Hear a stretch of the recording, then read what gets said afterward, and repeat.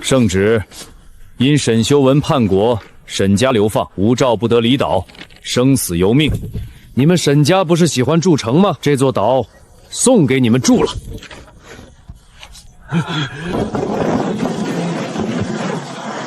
谁还有水，一滴也行。谁能来救救我？完了，天要亡咱们沈家了。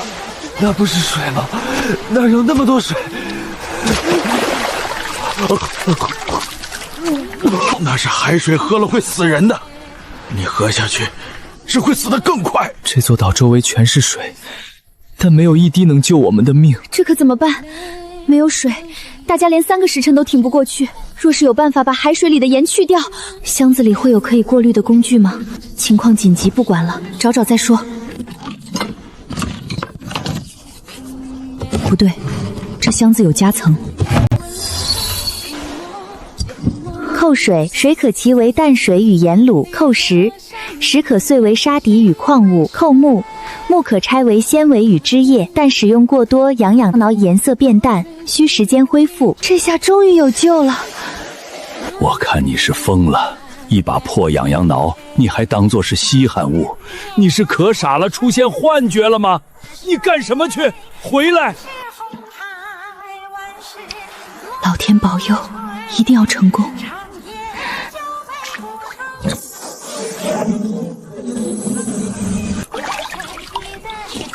成功了，有淡水了，大家都能活下去了。不要命了，那是海水，海里接的喝了会死的。放心，你喝一口试试。淡水，这不是海水，它从海里接出来的是能喝的淡水。老天爷，我们终于有淡水了，有救了，我们不用死了。一个小姑娘用一把挠子，竟救了全族人的命，我今天是开眼界了。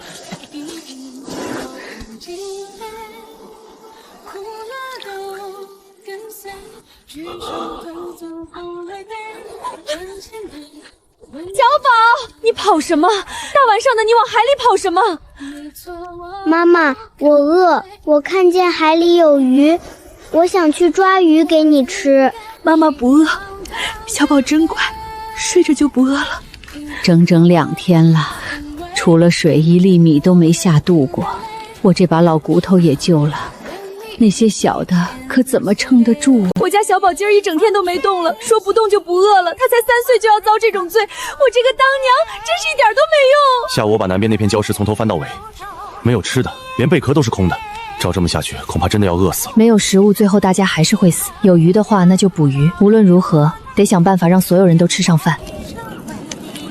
都跟我来，翻礁石缝，看能不能捡到点东西。转了一上午了，就这几只小螃蟹和这个碎贝壳，都不够塞牙缝。几10口人呢，这点东西够谁吃？大小姐，你在看什么？潮水退下去之后，鱼会顺着最后一道水线往外游。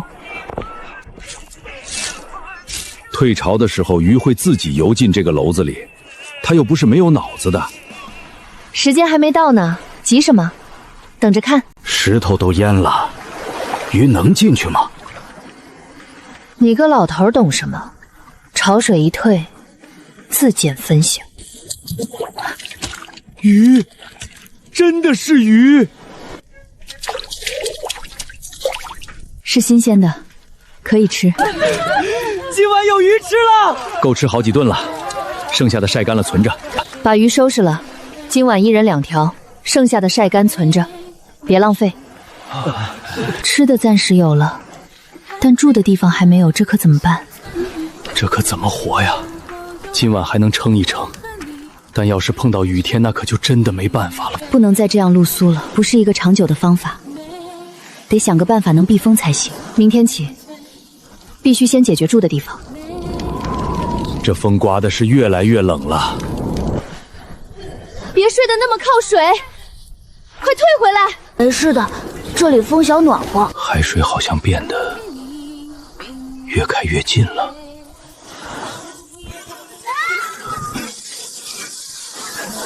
不对，潮水水涨上来了，快，人呢？放开我！快救人！他们还在水里！我的娃，我的娃！是我没有让他们搬回来，我应该再坚持一下，把他们拉回来。天太黑了，这不是你的错。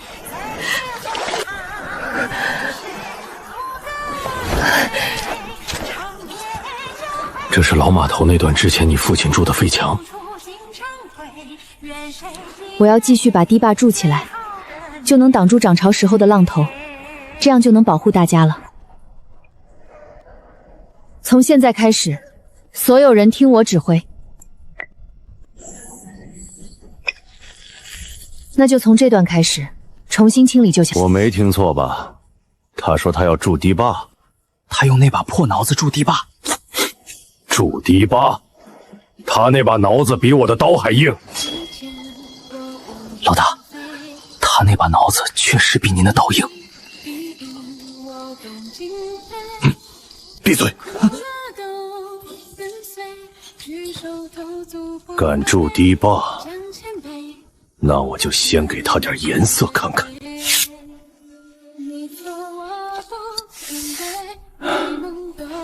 大小姐，你这天还没亮就起来了。潮水不等人，堤坝早一天砌好，少一天风险。一天能砌这么多，已经不错了。明天继续，同样的位置，同样的贝粒。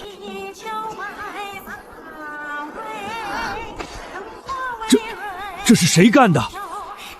鞘痕从外侧斜向下插入，发力方向是从上往下压的，力气不小，而且有经验，不是一般人干的。你就这么算了，不抓到凶手吗？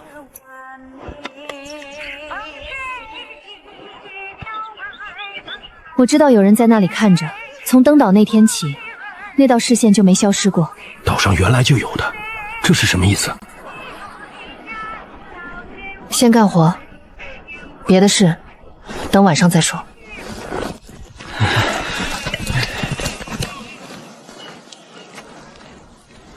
二叔，我问你一件事，你要说实话。这座岛上除了我们，还有哪些人？北岸确实盘踞着一伙人，头目叫陈莽，手下40多人，在岛上混了好几年了。我们被丢到这座岛上的时候，我就听押送的船工提过一句，竹色已经恢复了，是时候该出场了。好，知道了。你打算怎么办？那个砌墙的丫头到底什么来头？沈家的女儿，就是那个世代筑城的沈家。筑城？砌2堵破墙也叫筑城？老大，他在营地外围挂了贝壳，好像防着我们。哼，贝壳？贝壳能防得住我？天黑以后，派2个人从密林侧面摸过去，先看看他的营地到底怎么布置的。慢点，别踩到干树枝。完了，这可糟了！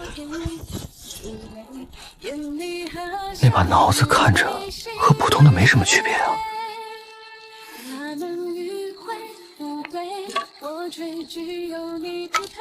果然来了，要的就是这种效果。回去告诉派你们来的人，想来看，明天白天来，不用偷偷摸摸的。他挂了贝壳，却没派人蹲守。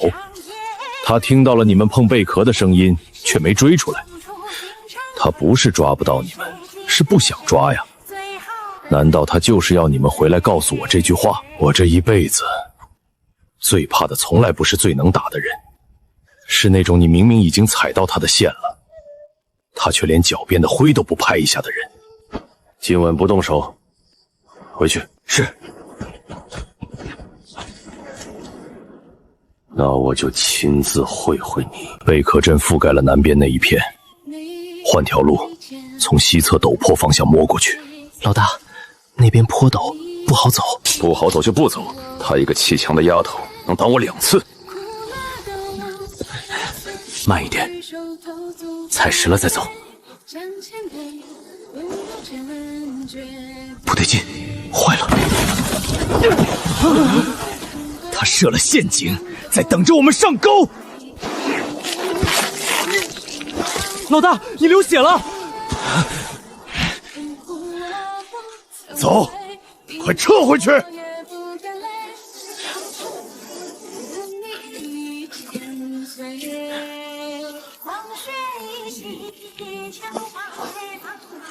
他第一次用贝壳阵拦住我的侦察手。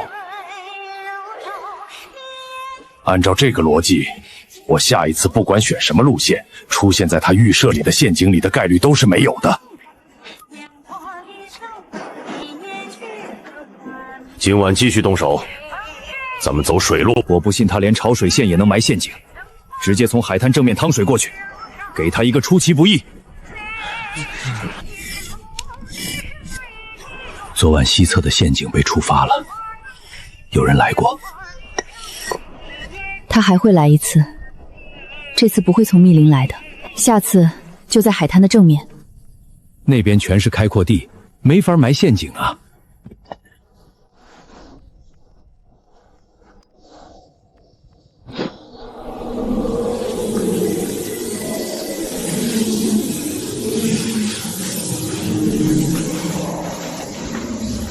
陷阱不是只有埋在地下才算的，地面的陷阱他能看见，地下的他看不见。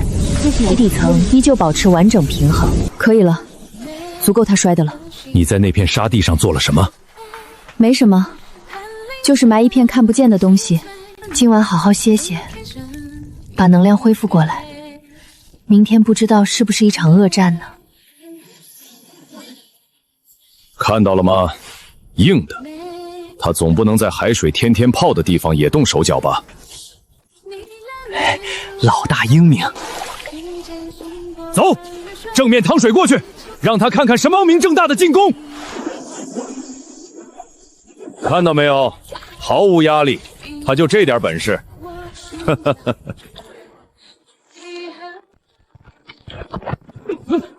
等等，不对劲！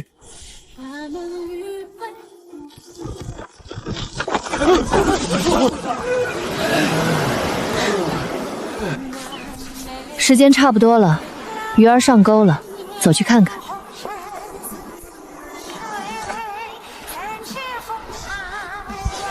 刀插在沙地上，明天就会被潮水冲走。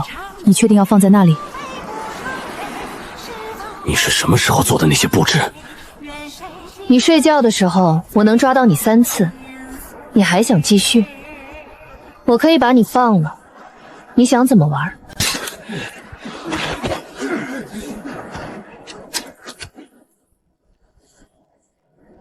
我认输了。你我井水不犯河水，认输就好。看你以后还搞不搞破坏。下次再被我抓到，绝对不会像今天放了你这么简单。这一局不费一砖一瓦，小娘轻松拿下，太爽了。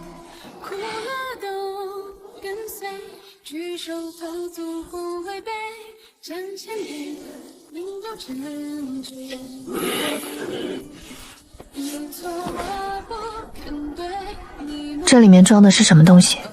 你自己看。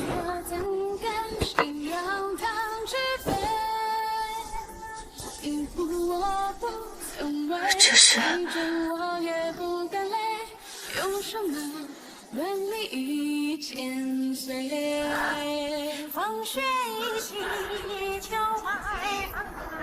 这袋砖，你是在哪里捡到的？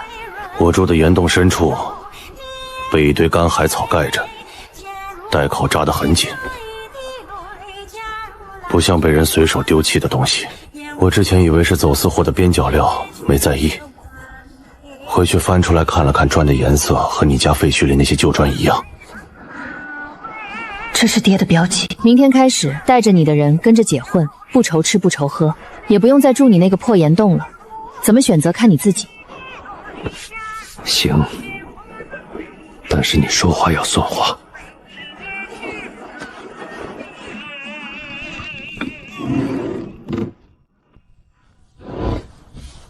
青砖是真的，父亲的墨线也是真的，这到底是怎么回事？父亲被陷害的事情已经坐实没办法作证，现在已经流放了，更没办法轻易回去。算了，现在最重要的，我要把父亲未完成的继续注记，给自己一个清白。快看，有艘船，是商船。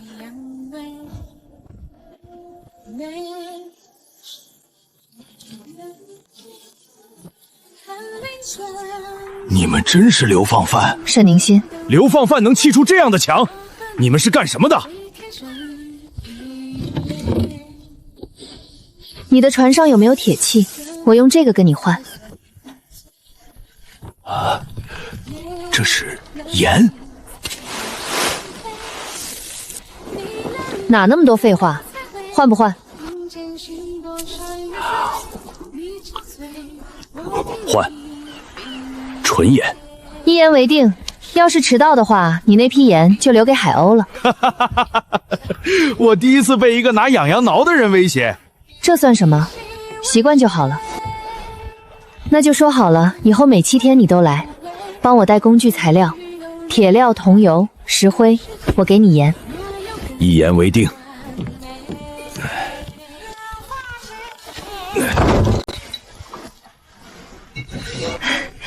太好了，够用半个月了。你们在岛上搞这么大动静，外面已经有人知道了。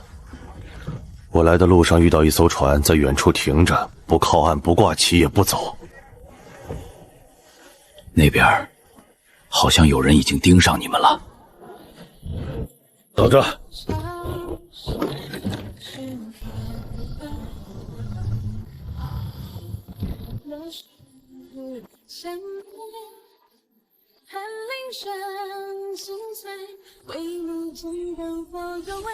请问哪位是沈家姑娘？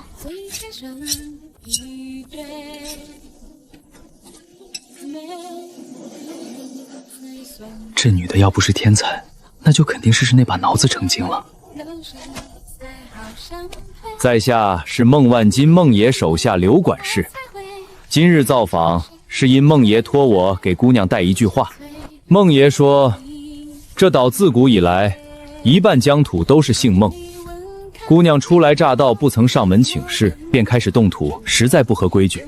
看姑娘何时有空，不若去咱们那儿喝杯茶，也好认认门路才是。知道，东海商会的孟爷，但我砌的墙在岛上，不在东海。他的规矩管不到这座岛上的墙。孟爷问，你什么时候有空过去喝杯茶？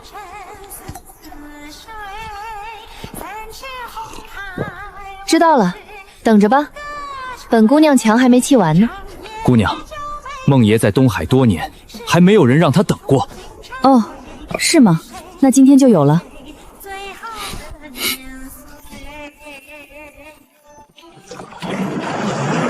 孟万金，东海商会的头目，他让人来找你，不是什么好事。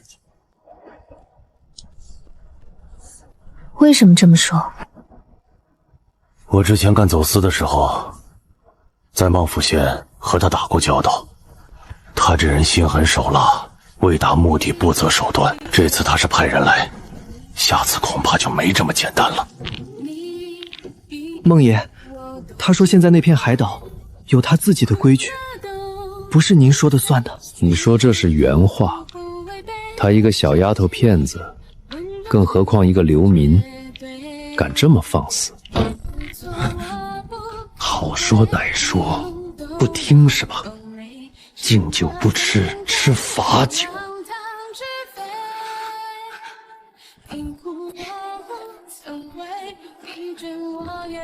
既然你这么狂，那就别怪我不心慈手软了。钱大有的船每7天来一次，今天第8天了。再等等，没准是遇到了逆风，速度慢，迟了。逆风不影响他，到现在没来，只有一个解释，有人不让他来了。孟万金，上次那个姓刘的走了以后，我就觉得他没那么容易罢休。他没罢休，他只是换了个打法，不直接打过来，先掐我们的喉咙。这是钱大有的补给艇，被人凿了，凿得挺利索，一看就是老手。孟晶晶的人，他们早就在北岸留了钉子了，我们没发现。走，回去告诉大小姐。走。大小姐，钱大有的供应艇在北岸被发现，艇底被人凿了，从内侧凿穿，大概率是孟万金的人干的。他上次派人带话，就是下了最后通牒，现在断补解是通牒之后的第2步棋。那我们怎么还能撑几天？但石灰、桐油和铁料撑不了半个月。石灰优先用在墙身上，桐油和铁料从现在开始限量，每批用之前我签字。墙可以砌慢一点，但不能停。补给线被切断了，你不急？那就省着用。他不送石灰，我们自己想办法。北面那条路，我晚上去探一探。如果孟晶晶的人在沿海所有航线都设了卡，那就说明他已经下了决心要把我们围死在这里。你带2个人去，如果天亮之前没有回来，我就派人去接应你。放心吧，一定会回来的。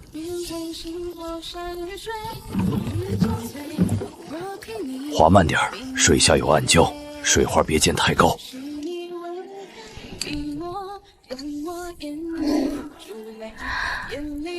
已经走了3个时辰了，还没有回来，不能出什么事了吧？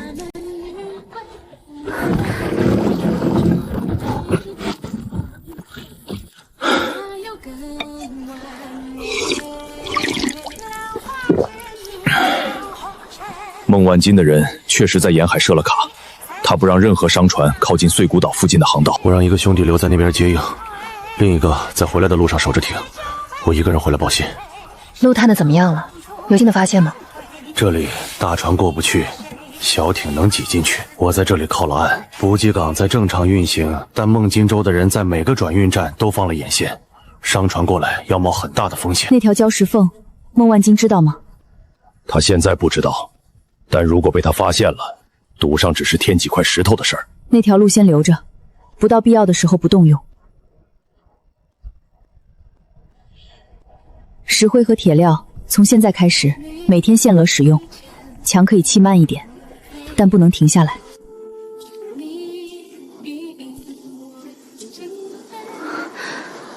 难道他要开始收网了？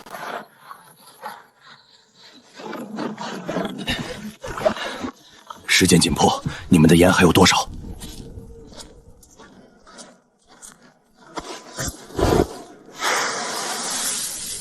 够换一趟了，能换铁料和桐油。你这次怎么这么长时间才到？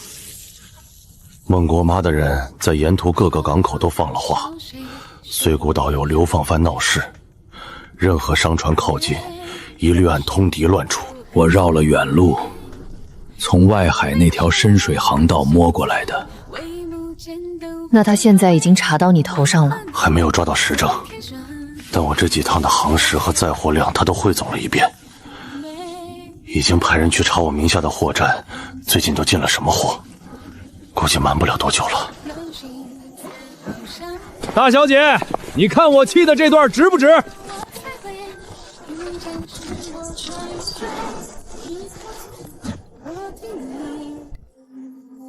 不合格，上面3层偏了半寸。半寸？你这是拿挠子在当水平尺用？我的挠子可比水平尺准。太美了！来岛上这么多年了，第一次看到这样的景色。大小姐，这墙再砌高一些，外面就什么都看不见了，这片海滩就不属于孟宁金了。本来就不属于他。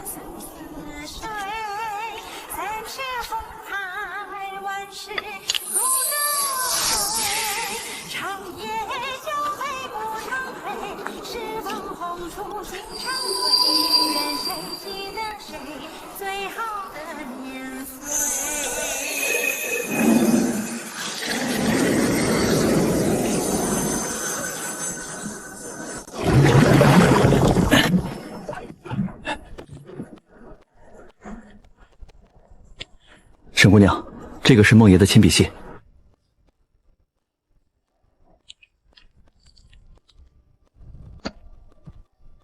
这回信上写了什么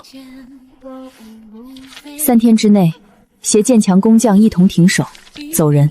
若3日后不离开，后果自负。3天？3天够了。今夜加派人手，石灰砂浆按北比来，每一层都要错缝压实。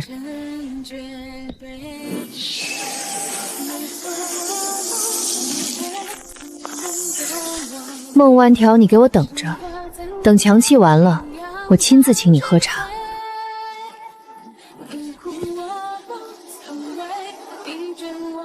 难道他这是在算距离？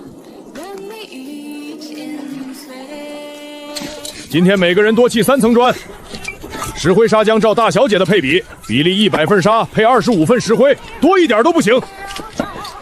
这一段我来。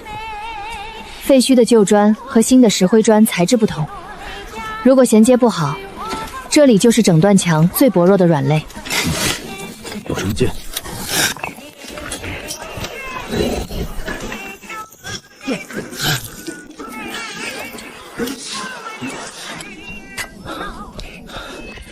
大小姐，外海有一艘船从原来的锚底这个方向靠近了一段距离。他这是在算距离，算他的炮从那个位置打到这堵墙需要多长时间。那我们现在该怎么办？什么都不做，继续砌墙。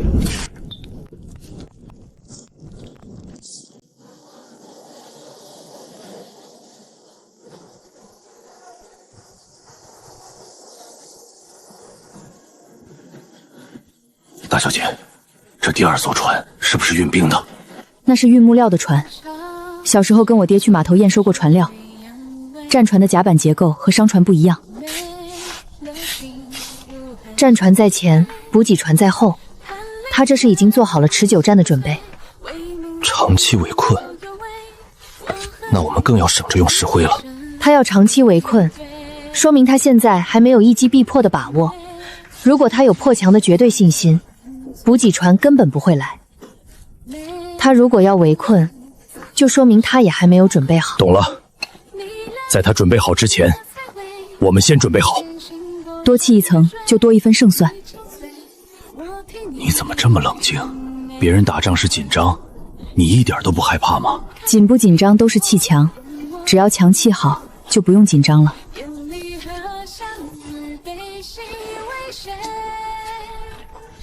明天第3天了，我倒要看看孟爷到底有多少艘船。已经3艘了，中间为什么会留出个空档呢？那是应该主舰的指挥视野。孟千金还没到，但位置已经给他空出来了。这个狗皮膏药又来了。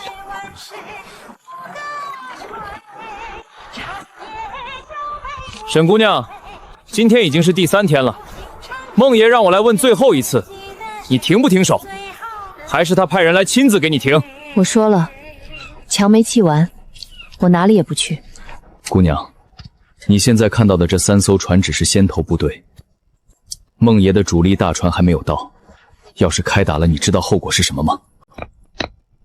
他没打完，我没克完，谁先停手，谁先输。你是我见过最犟的人。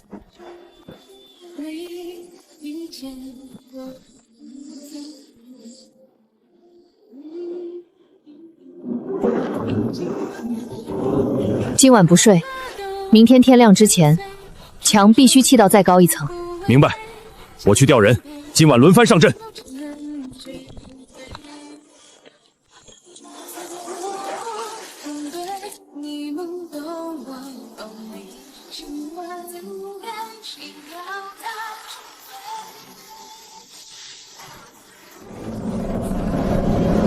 不是一个，是1排发射架，一共7下。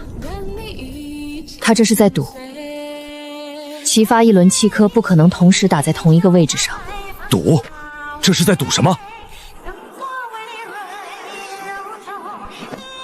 赌这堵墙有薄弱点，只要7颗里有1颗砸中砖缝密集区，后面的主法点射就有突破口了。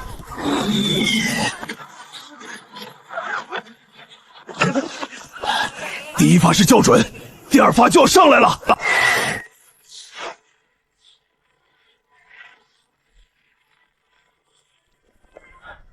5发全部命中，中段、南段、北段都被打到了。第一轮中段最重，2发叠加在同一区段，南段受了擦光，没有震感传导。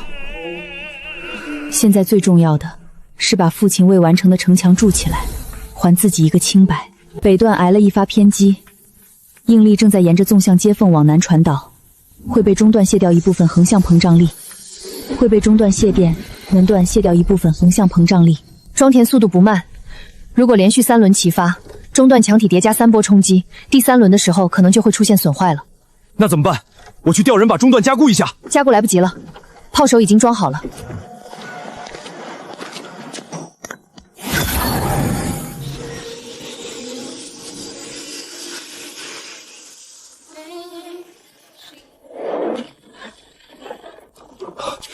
你刚才扣的那2个位置全扛住了，扛住了就行。第3轮马上要来。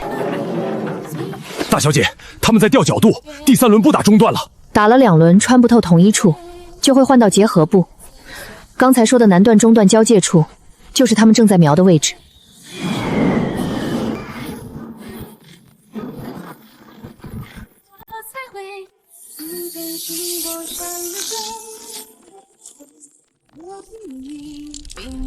怎么停了？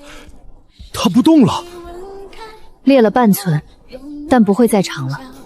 先结部的纵向接缝在受力后会比正墙更容易开裂，只要锁住开裂方向，不让它往墙身延伸就好了。下一轮装填要移贮箱，趁这个间隙把结合部崩落的碎砖清理掉，用新石灰砂浆填莽。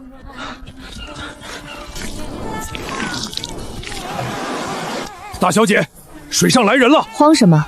滩涂浅水区昨天夜里插了木桩，涨潮没过桩头半寸，刚好是藤底能撞上的高度。大小姐，你昨天晚上插了多少根木桩？够他每一艘小艇都至少有一个选择：撞上去，或者急转弯撞礁石。他们现在走的比退潮还慢。他需要收回小艇才能重整队形。他重整队形的时间，够我在交接部多扣一处砖缝了。他在换阵型，弧线展开成横排，船头分散，没有集中火力点。横排骤形是围困，他在切断我们的补给线。明天开始，钱大有的船进不来了。那石灰还能撑多久？按现在的用量，不到半个月。但如果孟万军彻底封死航道，钱大有的铁料和桐油也进不来，墙的维护就会断。今晚再扣一遍砖缝，让墙体在午夜之前干结成一体。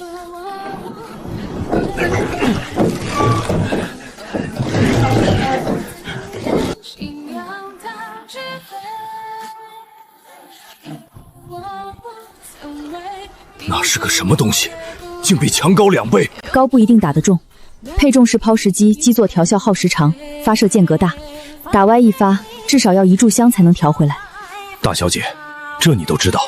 我爹在工部查过各地海防记录，图像见过。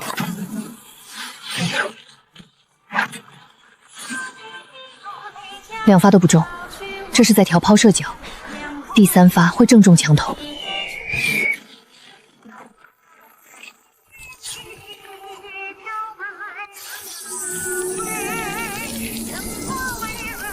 墙体没裂，只是橡皮崩了。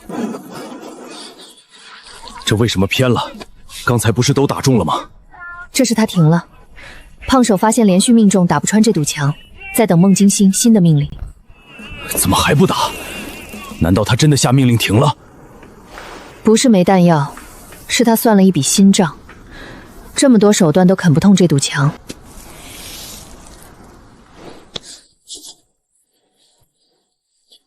他现在已经对我们造不成威胁了。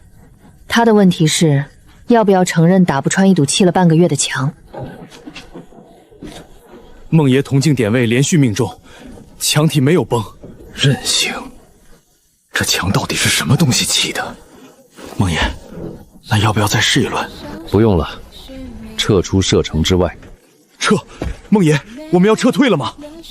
撤不等于退，强攻打不穿，就换围困。他能耐再大，也要吃饭喝水，需要补给，把他的补给全部掐死。谢天谢地，第一波算是扛住了。这是从强攻绝幻罩围困了，进攻停了，绞杀才刚开始。大小姐，他们不打也不走，停在那里已经一整天了。他这是在等我们自己的物资耗光。抛石机打不过楚强，他就换了办法，不攻也不退。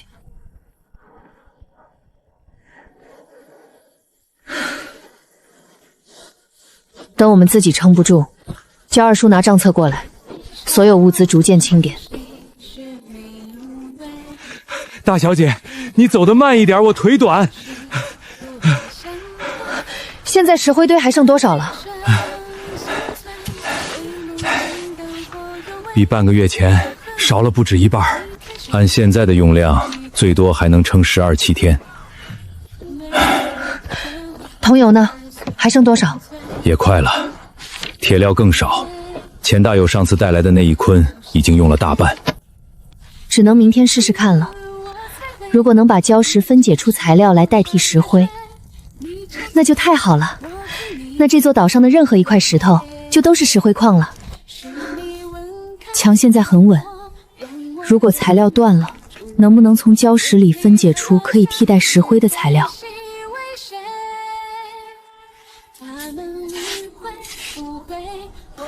今天所有人不弃墙，去找这3种东西，能搬多少搬多少。火山岩，这个岛上确实有，但那东西硬得要命，刀砍上去只留一道白印。你要它干什么？含硅量高，颗粒呈菱角状，能增强砂浆的咬合力。你怎么知道？你敢确定吗？不知道，所以要先试。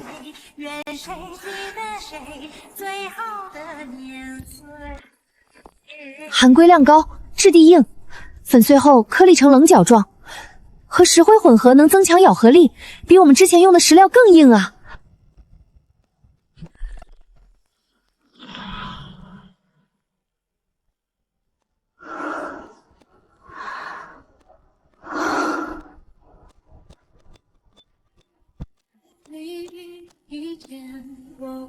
钙质含量极高，干燥后质地疏松，容易研磨成粉，可以部分替代石灰的胶凝作用。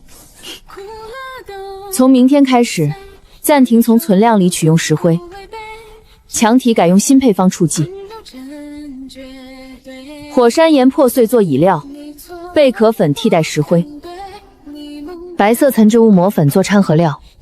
先用一小段试验，固化后再上主墙。大小姐，万一砂浆不行，墙会不会塌？先用非关键受力段试验，塌了也是塌在试验段上，不会塌在主墙上。如果不是，等石灰真的用完那一天，整堵墙都保不住。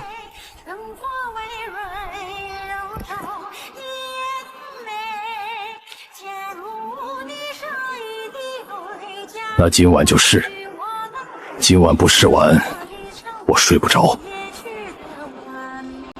连续使用之后，感知到的内部结构比之前更清晰了。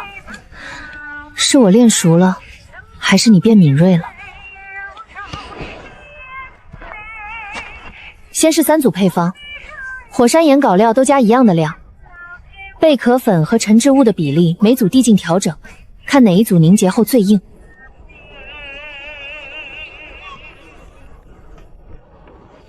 大小姐，你昨晚睡了吗？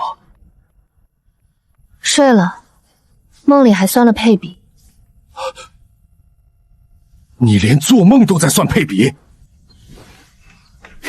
做梦不费体力，砌墙费。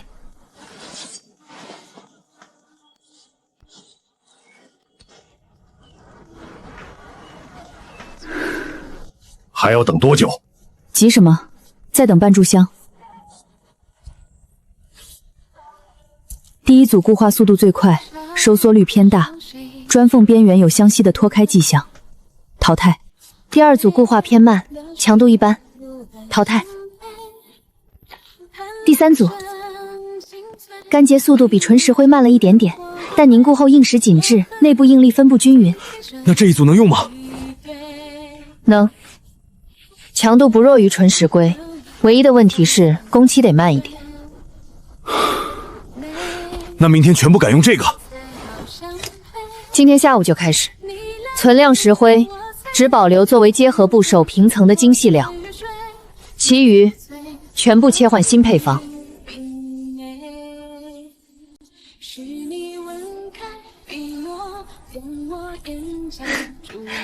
明天开始就要整段墙都用你了。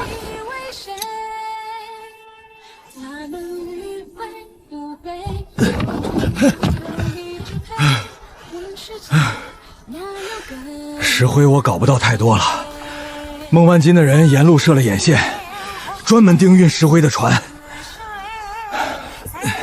铁料和桐油还能抢出这些，我走了那条退潮时偏时才露出来的秘密水道，那个方向孟万金确实没派人盯，不过潮汐变化太频繁，我自己也很难摸准那条水道的通航窗口。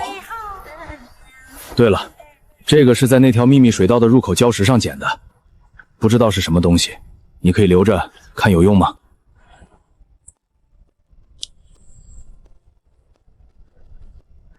铁含量不低，而且分布均匀。你刮一下就知道了。你这趟流放，不会是来上岛开矿的吧？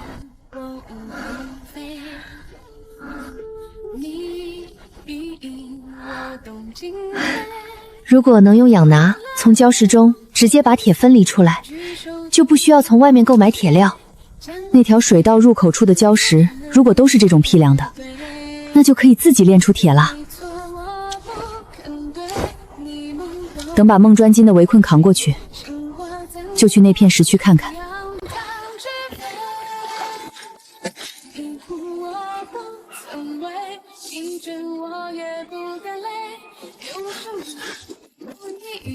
谁的信？这信里写了什么？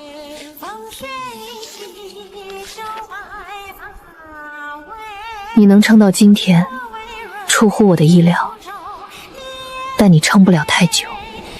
我可以在外海停到明年春天，停到你的强气完，然后我绕到后面，从后面登岛。你的墙只挡得住南岸。他这是在威胁我们吗？还绕到后面？他说的是真的。北岸那边确实没有任何防御。大小姐，那北面怎么办？这封信，他既然写了，就说明他还没有准备好从北岸动手。如果他已经准备好了，他不会写信告诉你他的计划，他会直接动手。他写这封信是试探，试探我听到绕后2个字之后会不会慌。那北岸要不要设防？不设防，设防他就不会来了。北岸空无一物。陈猛，明天天亮之前，你带人把北岸那片礁石滩的所有落潮期路线走一遍，从海面上能靠岸的位置到岸上能进营地的路线，全标出来，一条都不要漏。孟万金以为我只是一个能砌墙的木匠女儿，他很快就会知道，除了砌墙，我还会下棋，而且我下的每一步棋都比你早。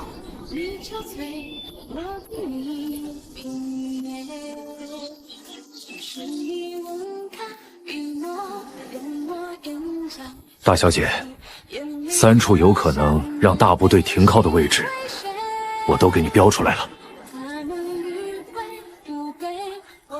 第1处是砾石滩，退潮时滩面开阔，适合大批人员登陆，但涨潮后通道收窄。那第2和第3处呢？陡崖下的窄礁石缝，大船过不来，但小艇可以靠岸后让人翻越礁石进岛。低矮断崖，崖壁高度有限，上面有多处裂隙可以供攀附。大部队可以从这里翻上去，上岸就能立刻进入礁石区隐蔽。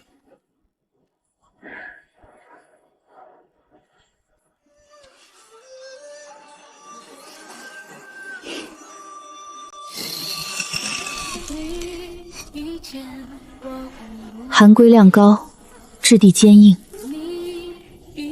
表面看不出裂缝，但内部会有天然的节理面。只要能找到节理面，就能预先松掉它的承重结构。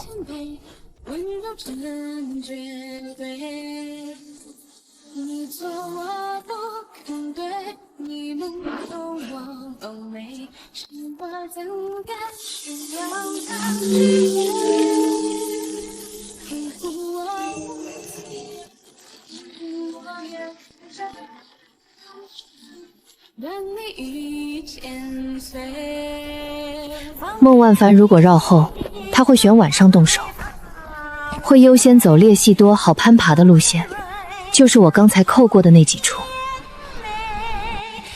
天亮之前，这片崖壁上没有任何防御痕迹能让他看出问题。他会上来的，然后带着我给他留的见面礼一起摔下来。这批贝壳的品质不行，杂壳太多。大小姐呀，不是我们不干活，真没料了。能捡的贝壳都被捡光了，岛就这么大。唉，这墙再砌下去，就得用纯沙子叠了。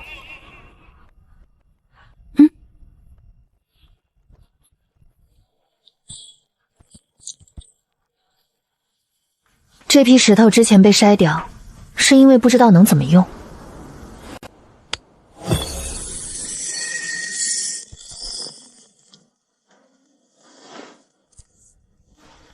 铁含量不低，硅质也高，火山岩骨料更硬。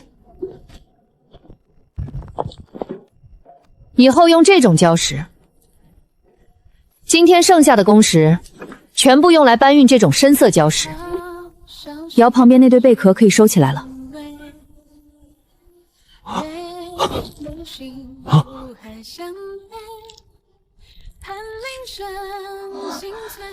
粘结力比石灰砂高这么多，表面光泽比纯贝壳粉更均匀。从现在开始，我们不用再从外部叫货了。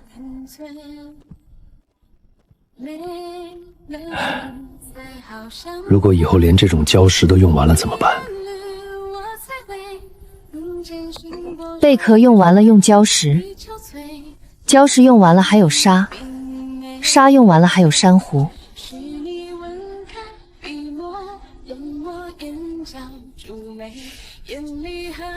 岛有多大，料库就多大。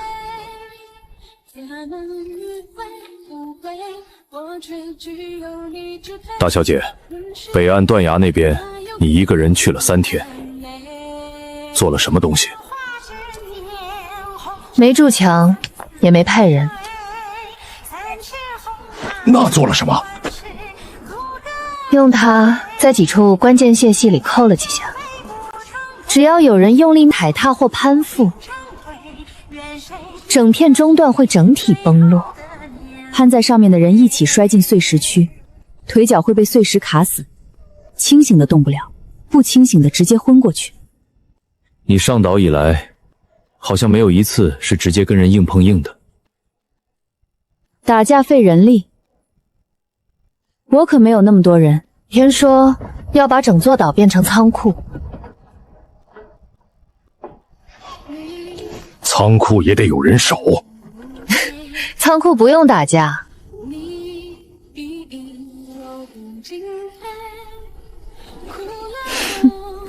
等别人自己摔进来就行。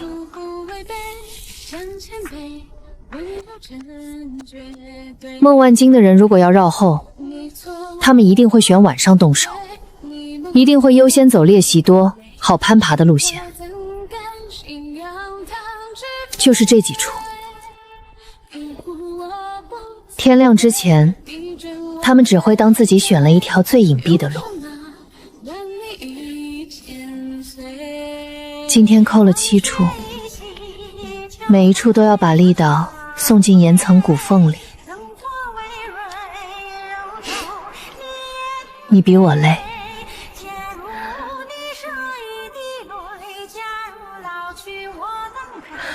现在唯一缺的是码头。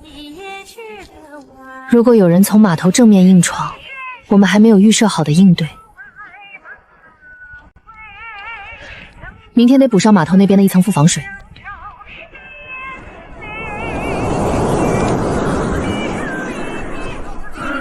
今晚的风凉得不对。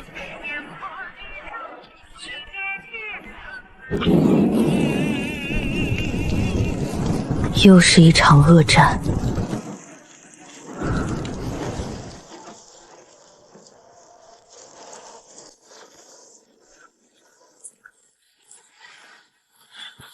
孟爷说北岸没有防御，上去看看，确定是不是真的。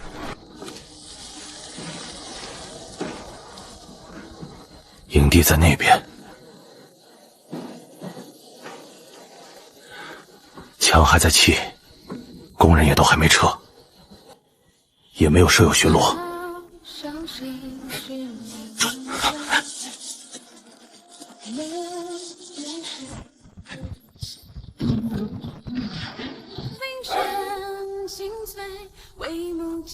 让他们看，看得越清楚，带回去的消息就越真。有人摸到营地外围，这你都不拦？拦了，下次就不会再派人来了。让探子看到营地没设防，北岸没有巡逻，一切正常，一切正常。他下次就会派更多的人来，下次来的人就不用再回去了。所以你是在放鱼饵？放的不是鱼饵，是他的信心。不管黑天还是白天，只要他们敢来，陷阱都在那里。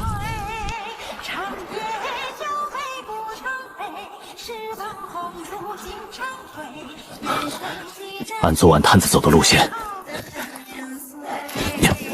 裂隙多的地方最好攀。分散爬上去以后，不要散开，等后面的人一起汇合。大小姐说了，不打人。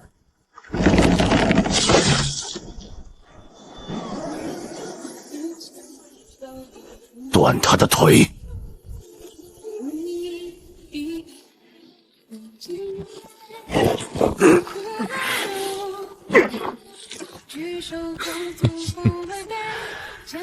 没了船，人再多也是困兽。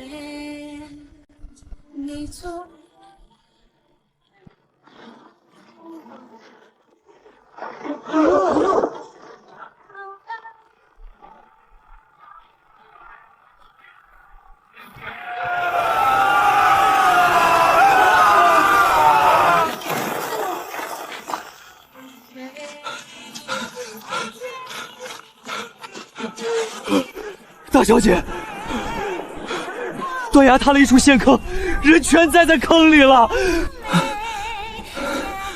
腿脚被卡在石缝里，有几个已经晕过去了，醒着的也动弹不得。鱼咬钩了，快带过来。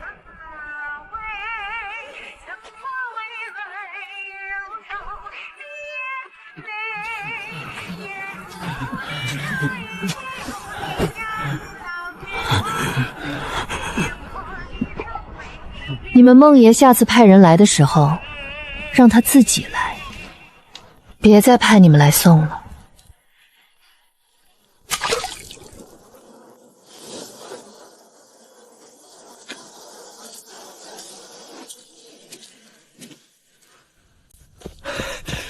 12个，一网打尽。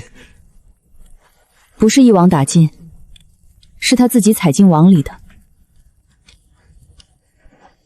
那面崖壁上，我处理了5处裂隙。他们在上面只待了不到半刻，就触发了所有触发点。哼，下次来的人不会是从北岸来的。他知道北岸有陷阱了，他会从正面来。喂，你不问我们来这里是什么吗？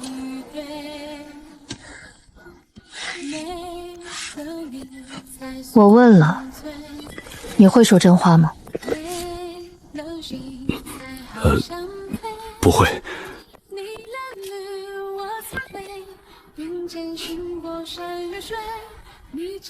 那就不问了，问也是浪费时间。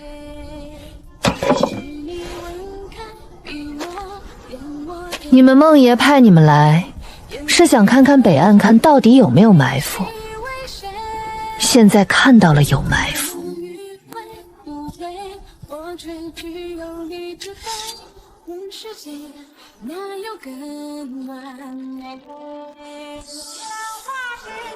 好了，你们现在可以走了。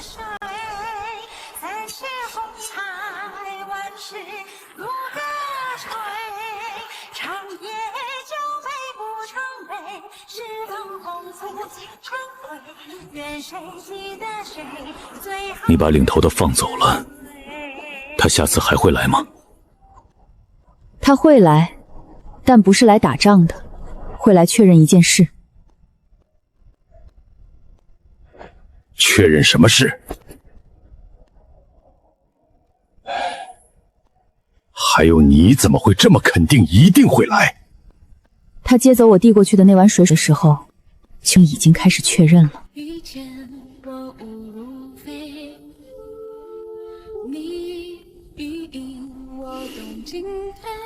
那碗水不是让他喝的，是让他记住，记住他被一根痒痒尿从绑绳上摘下来。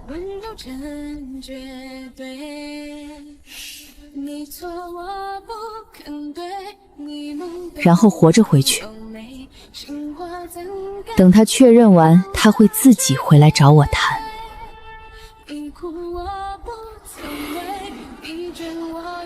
走吧，那个领头的今天不会来的。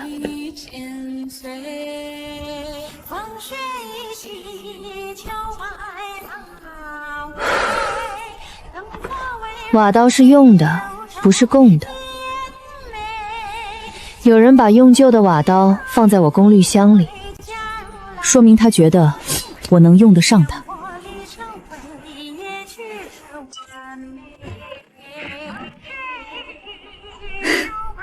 不错，能用，又多一把。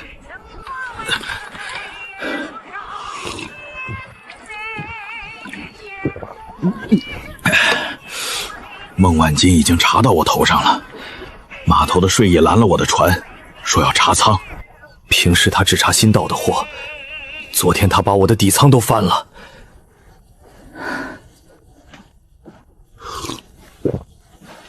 他在找铁料和桐油的进货记录。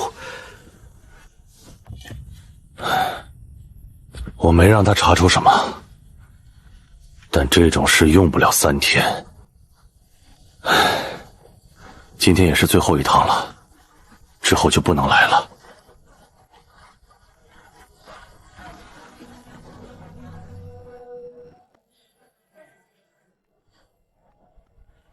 把你手上质量最好的铁料给我留下，剩下的粮食你带回去自己吃。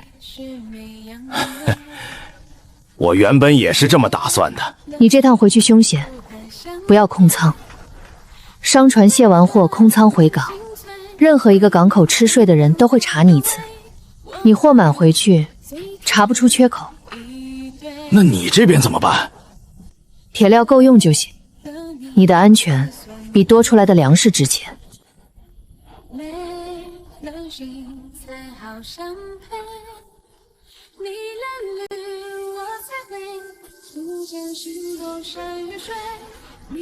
这东西我花了3条烟才换来的。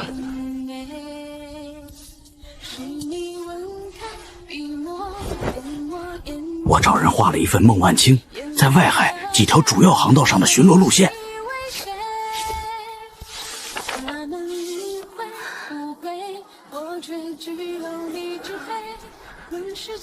航线、换防时间、盲区位置，都标在上面了，都标在上面了。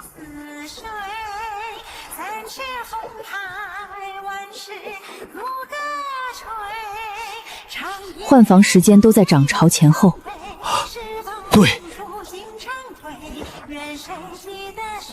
他巡逻不是按固定时辰排的，是跟潮水走。涨潮水深，大船能走的地方多，他就查得密；退潮水位浅，他怕搁浅，外海的巡视频率会降一半。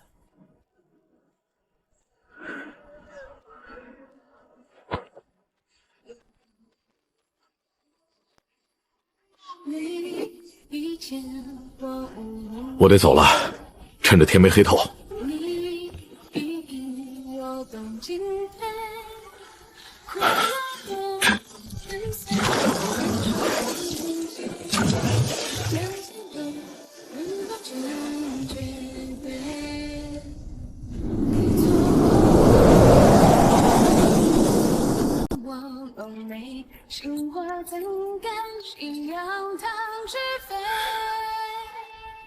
铁用的太快了，砌墙的工具要铁，修船的顶钉要铁。钱家有不来了就没新的铁。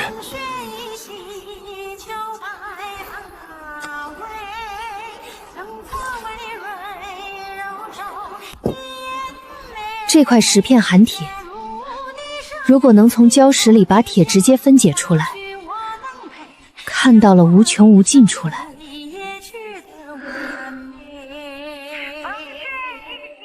就不需要从外面挪移买铁料了。所以你打算在岛上自己炼铁？试试，万一成了，以后所有断掉的凿子和缺口的瓦刀，自己打，自己打。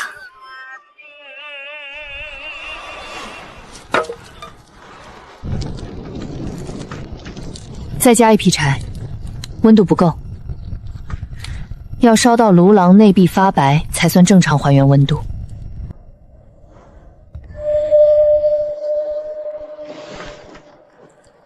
燃烧区温度不够，需要调风量。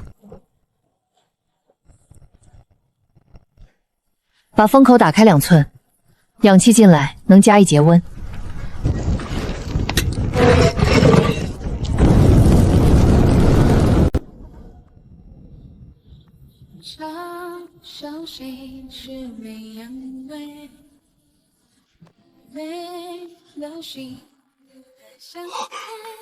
真的是铁！你从一块捡来的石头里炼出了铁。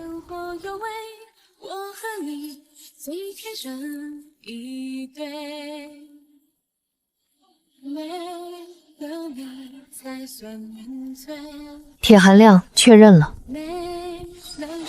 但这块铁里还留了少量没分离干净的杂质。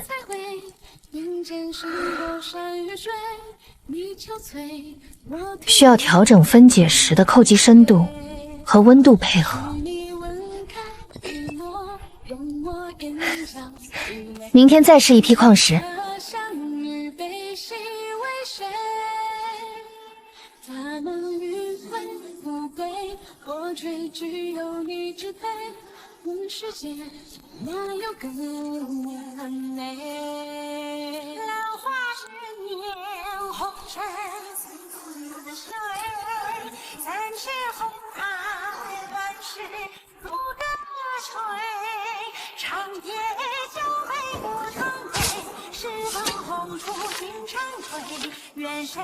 被围困已成定局，留在这里只有死路一条，简直是胡说八道！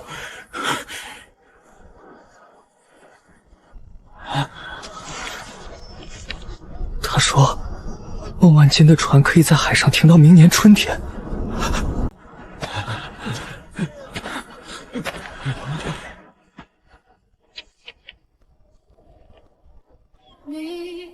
信上每一个字都是孟万基的人坐在船舱里写的。他们写了几天，你们也砌了几天的墙。他们的墨用完了，你们的砖还在往上叠。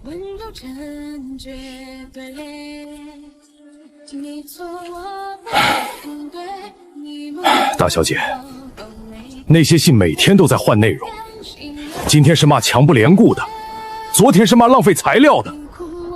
抛石机打不突墙，断崖陷阱吞了他一整队人，他手里已经没有了正面突破我们的手段了，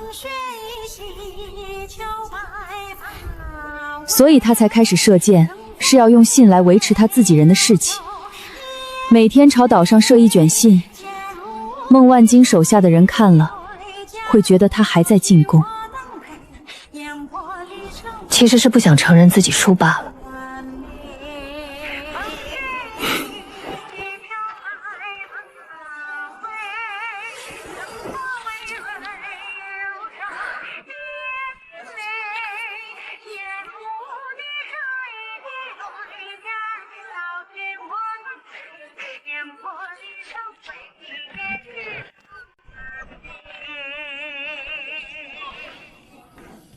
等将来墙砌完那天，我会告诉这些人，不管你们用多少种方法，都是没办法打穿这栋墙的。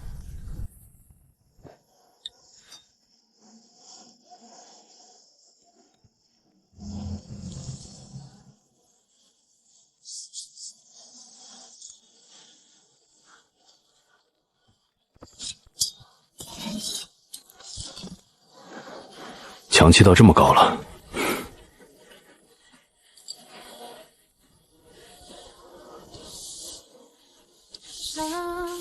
你接下来打算做什么？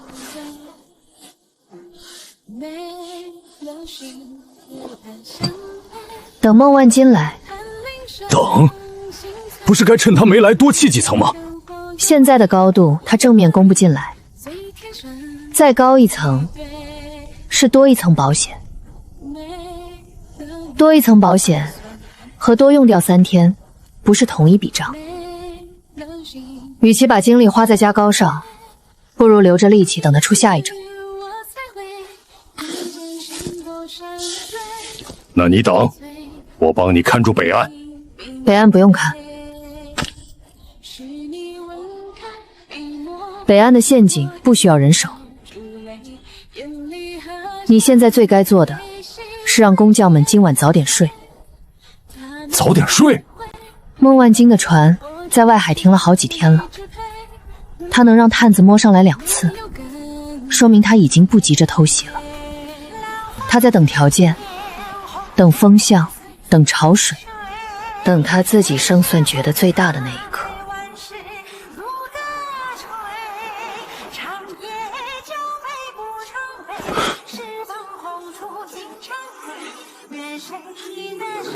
他等得越久，准备得越充分，来的时候就不会是小打小闹。我需要每一个人在那之前把力气养足。明白了，今晚不排夜班，所有人睡到天亮。那你呢？我再去墙头上站一会儿。嗯。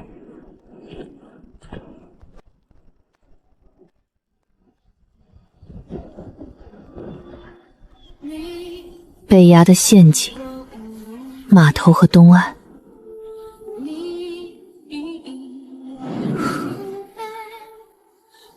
四面都布完了。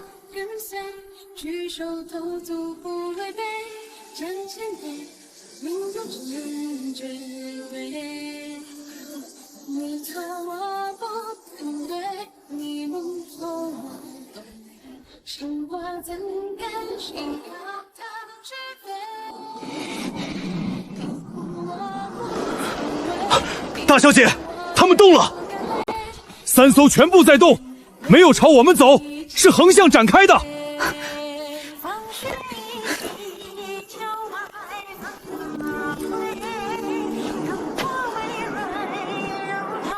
这是压制性包围阵的前奏呀。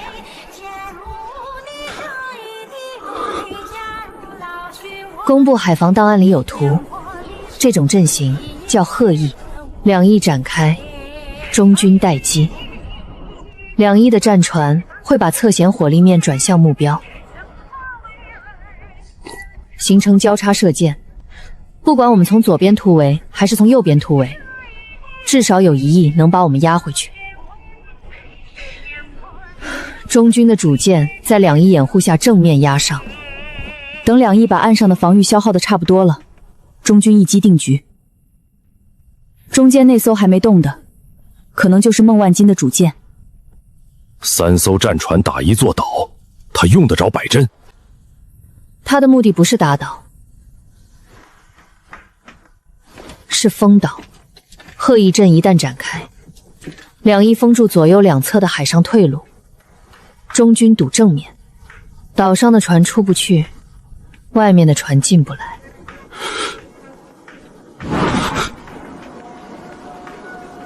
他不是来攻，是先要把我们锁死。锁死之后呢？锁死之后，他不用急着打，我们出不去，补给就会一天比一天少。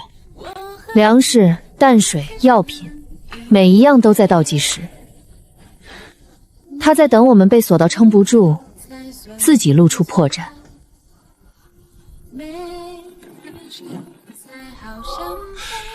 那他现在还在展开，我们做点什么呢？我们什么都不用做。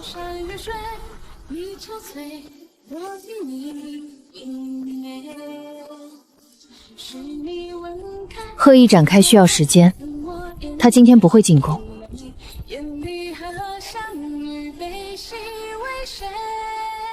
他展开的这段时间，就是给我们看的，让我们看见自己的退路被一条一条封上。他在耗我们的士气。对，所以让所有人照常干活，墙继续砌，料继续搬，让他看见我们看见了他的阵型，而且不在乎。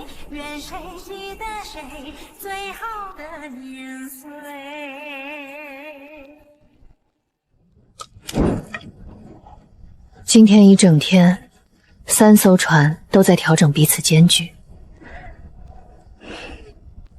从早上到傍晚，他们不是展开之后倾注就不动了，是展开、靠拢，再展开，来回叫了3次。一天执行线，难道他已经校准完了？天一黑就会起风，这种风不是海陆风，是从东面深水区翻上来的。他沿着海面走，贴着浪尖，把深水区的冷气往上挤。这是暴风雨的前哨风。前哨风一来，积云会从海淀线方向往这边推，云底压得越低，风越紧，雨越近。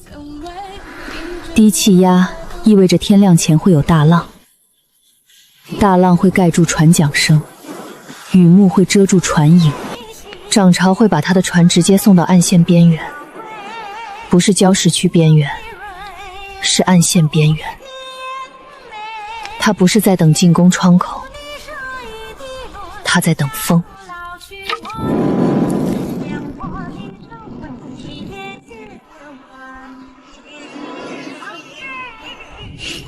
天亮之前，东面来的风对他有利，顺风顺潮，雨幕掩护。但这场雨对我也一样。北崖的裂隙会被雨水泡得更脆，码头的承重桩在涨潮压力下裂得更快，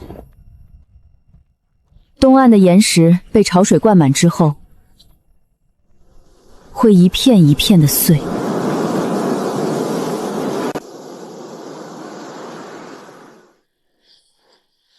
四面都布完了，你想从岸来，那就来。我等的也是风。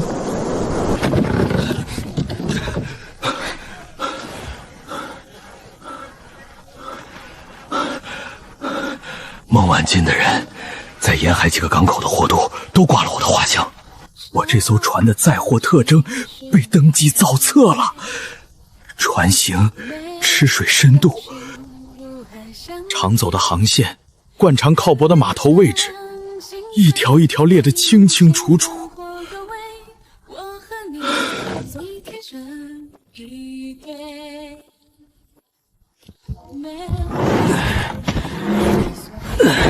没法再瞒下去了。这是我最后一次跑了。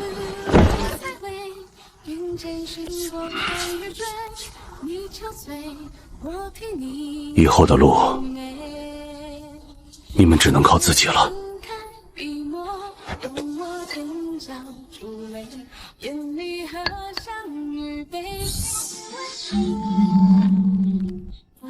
你一直用这个修墙？对，一直用这个。我走了3趟，每趟都在想你在岛上拿什么砌墙。现在知道了。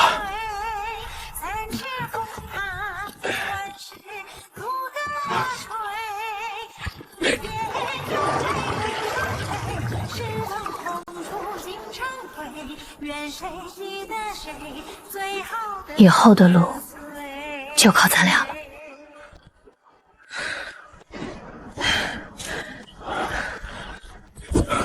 钱大友走了，以后不会再来了。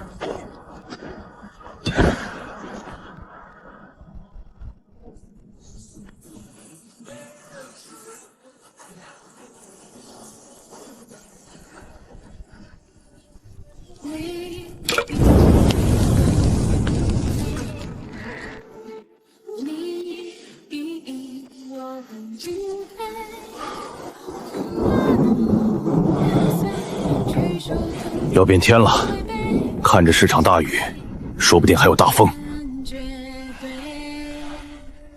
暴风雨来的时候，是最好的进攻时机。海浪声会掩埋船桨声，雨幕会遮挡视线，岸上的人在恶劣天气下的反应速度会变慢。雨水打脸，风声贯耳，脚下打滑，任何一样都能把平时训练有素的反应拖慢1-2息。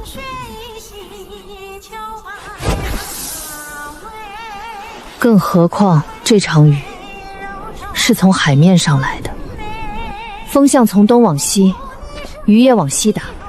我们是迎着风雨守，他是顺着冷。他看得清我们，我们看不清他。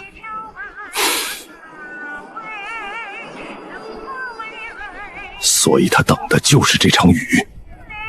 3天没动，不是在等潮水，潮水每天都在涨，他不缺那3天。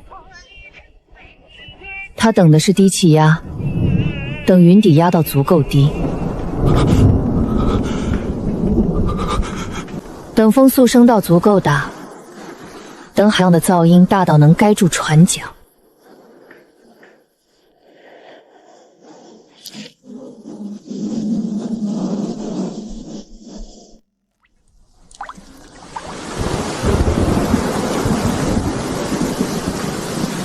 海浪声盖住船心，雨幕遮住船影，涨潮送你进来。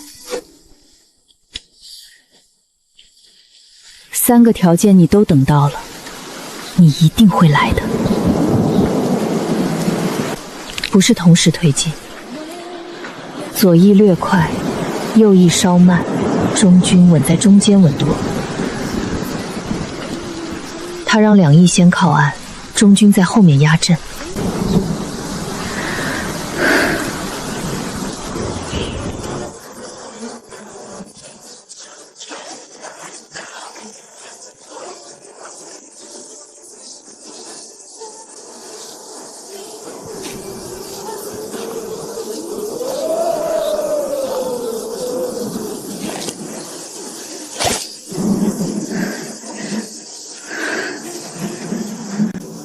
码头的水下刻痕在涨潮压力下会裂得更快。东岸的礁石被潮水灌满之后，正等着你们踩上去。你们选今晚动手，是因为这场雨是你们等了好几天的窗口。可这场雨也是我等的。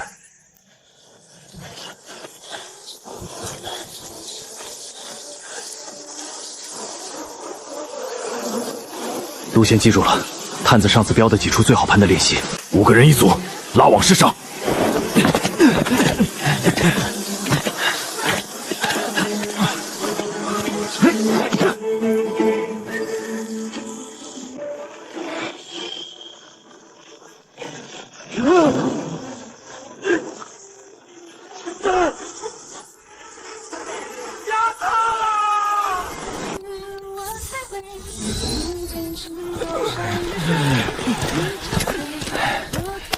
大小姐，你猜猜昨晚抓了多少人？20多个。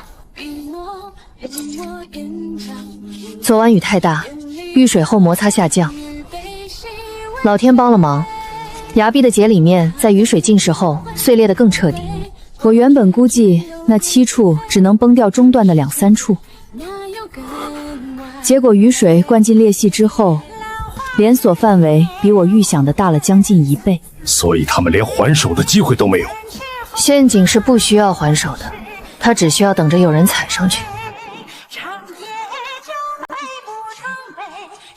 短期内你们梦爷不会再派任何人来，这支夜袭队已经是他能凑出的最后一支能在暴风雨里爬崖的队伍了吧？能在那种天气下摸黑攀岩的人，不是普通水手，是他手底下最精锐的一批。他把你们一次全派出来，说明他已经没有第2支这样的队伍了。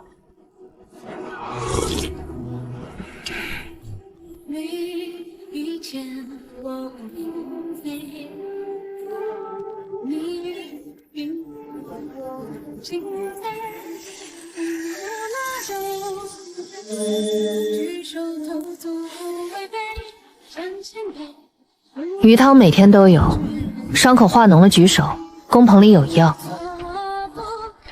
你划到线是干什么？没什么呀，就是随便画画，就是给他们看的。他到底想干什么？不打也不放。不知道，我宁愿他打我，至少知道他要什么。他要什么？他要我们活着。活着就是一种信号。梦野的人被活捉了，但没被怎么着。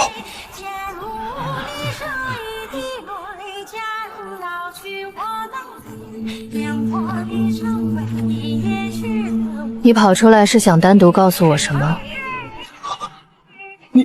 你知道我会来？上次陈莽拦住你的时候，我就知道你会再单独找我一次。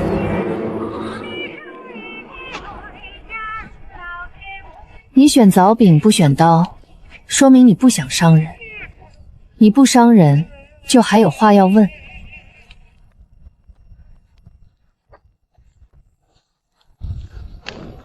我是被抓壮丁冲进孟万金船队的，我不是他的兵。我老家在东海那边一个小渔村，我连陶他为什么围这座岛都说不清楚。那你今晚想问什么？我想问你，你抓了我们不放人，是要留着当人质来换什么东西？放回去，孟风刚会再派你们来。我可不想浪费时间，也不想再抓一次。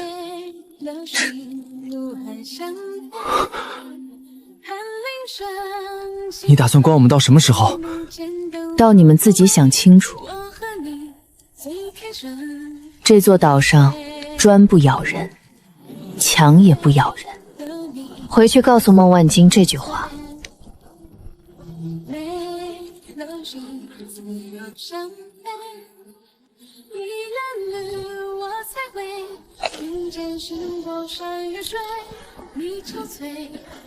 昨晚有人出来跟我聊了几句，不是告密，不是表忠心，是问他自己将来能做什么。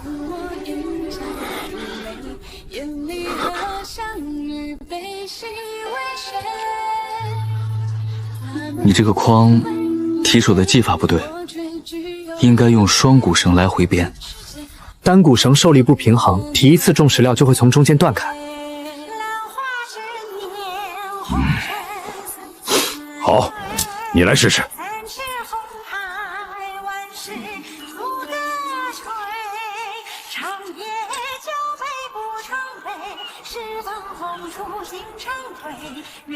你在孟万金船上负责什么？船上打杂、编绳、补帆、修补装货木架，什么灵活都干。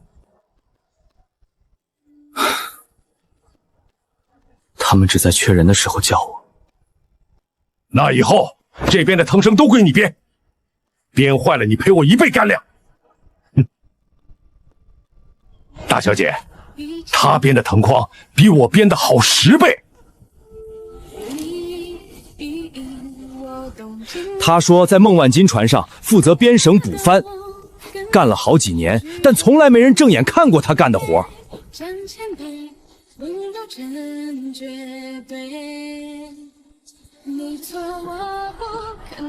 这个框的提手用了双股绳胶编，一般码头上搬货的都不会这么编，费时间。因为单股绳提重物会从中间断开。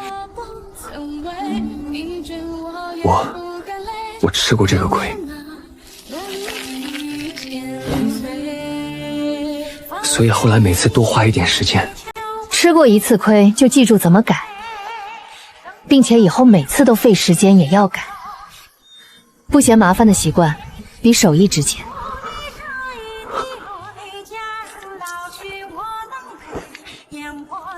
你就不怕他们晚上趁我们睡着了，抢了工具跑回孟万金那边报信？他们中有几个是主动来找你报名的？差不多10来个。那10来个不会跑，剩下那些还在犹豫。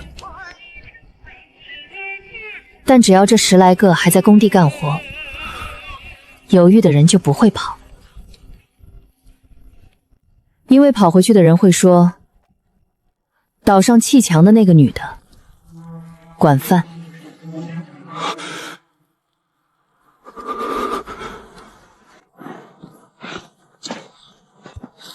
你们平时筛料都这么筛的吗？口径太大了，大颗粒的碎石会混进去。口径是大小姐定的，她说大一点有利于抗咬合。他连筛口径都自己定。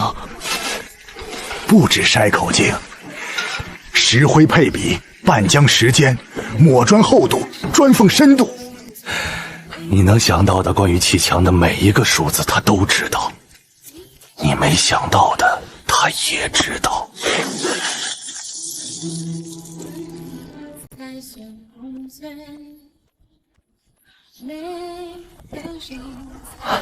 大小姐，那段墙是我今天下午砌的。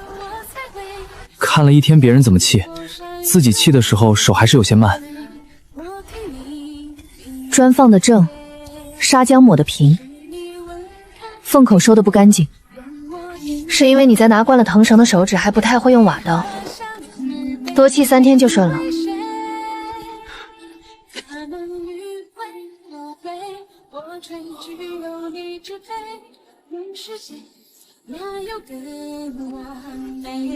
多砌3天，那就是说，我至少还能在这里再待3天。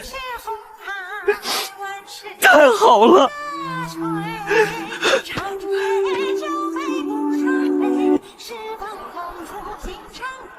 半个月前，他们还在浅坑里蹲着，现在已经在拌今天的砂浆了。人只要有事做，有饭吃，有一个人告诉他，他做的东西有用，他就不会跑。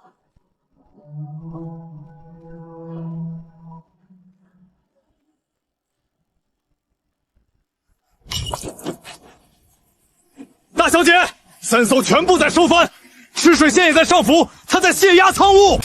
沈宁心，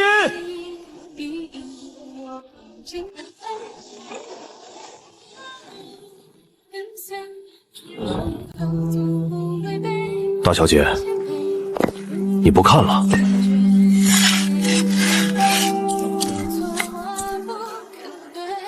他这要退了。退？他等了3天，校准了贺一阵，又是暴风雨又是夜袭，现在就收帆走了？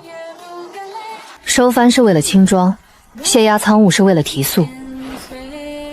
他不是会重新布阵，是准备跑远路。如果还要打，他不会动压舱务。战船开炮需要压舱稳住船身，他把压舱务卸了，说明他已经不打算在这里开炮了。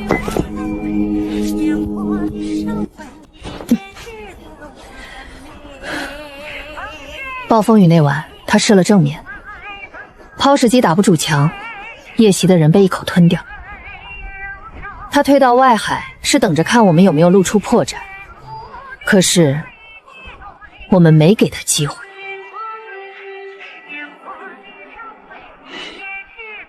这几天海面上风平浪静，我们照常砌砖，照常吃饭，照常在墙头上站岗。所以他是觉得没希望了？不是没希望，是账算不过来了。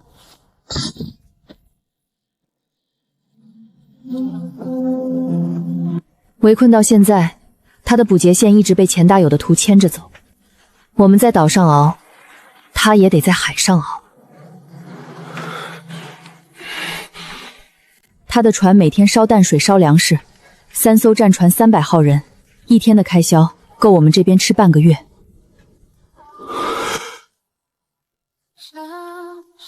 他本来想着速战速决，结果被拖成了消耗战。消耗战他打不起。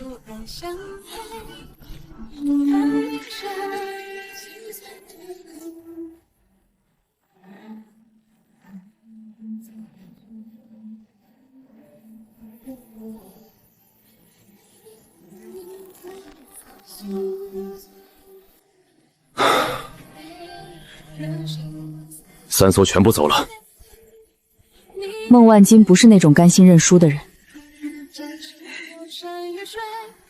他退兵是账算平了，继续围下去，他的损失会比我们更大。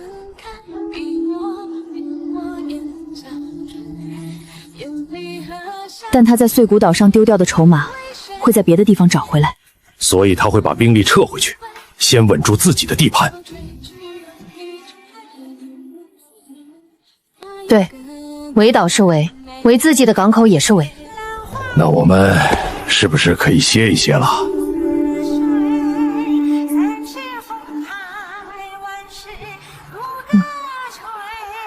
可以歇。孟万金退了，不等于海上就安全了。他走了，还会有别人来。碎骨岛的位置摆在这里，墙也摆在这里。以后来的人未必挂孟万金的旗，但他们会知道这堵墙有多难砍。那我们怎么办？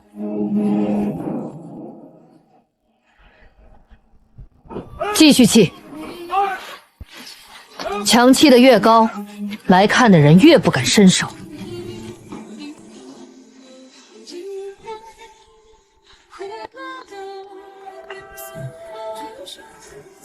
南端最后一层偏了一线，往北收半寸。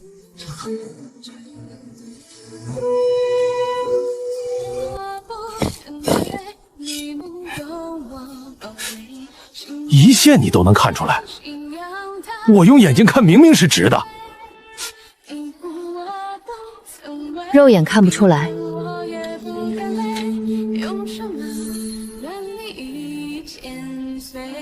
但角齿不会骗人。半寸偏圆角在合龙口会被放大成一道斜缝，现在不调，等沙胶干了就来不及了。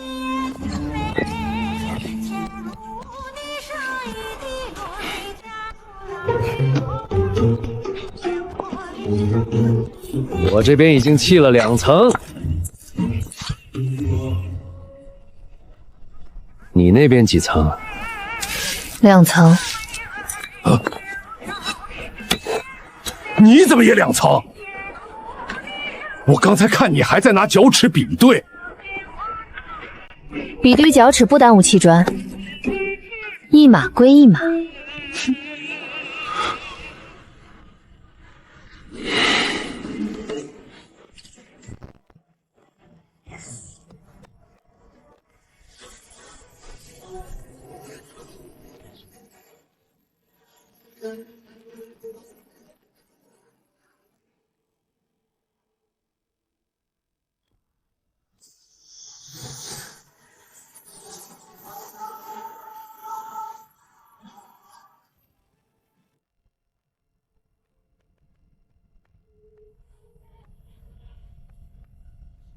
你感觉到了吗？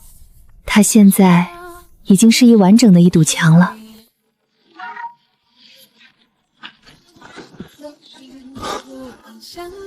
已经干了，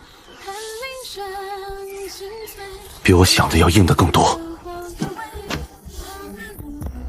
没有问题，大家加把劲儿，下一段拆。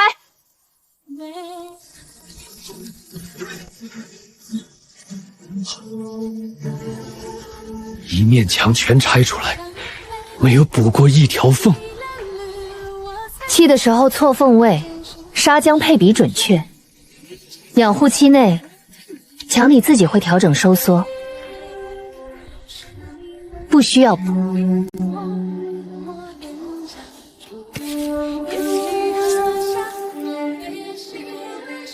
这堵墙是活的。不是活的，是砌对了。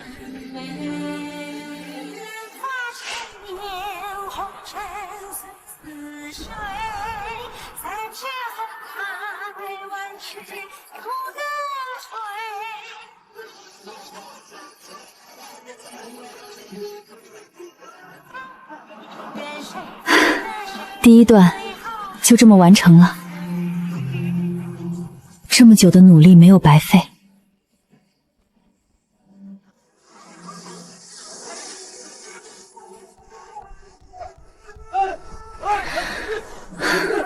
全线过关，下一步把模板木料规整好，能复用的板子留着盖工棚屋顶，断掉的做柴火。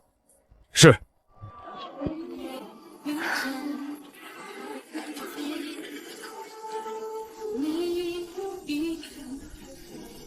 这墙真砌起来了。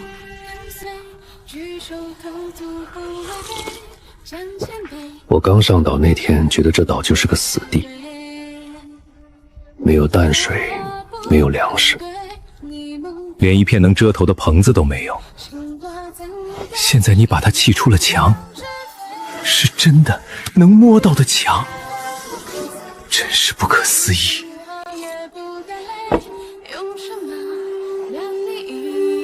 任何墙都能起来，砖和石灰都在岛上，只是之前没人把它们码到一起。说得好，是你把它们码到一起了。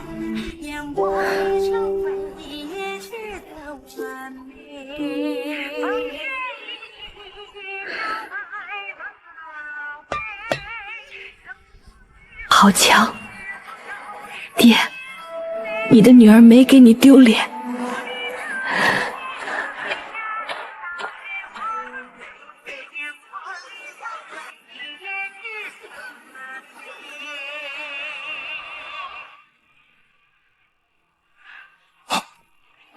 大小姐，有情况，快上来看看。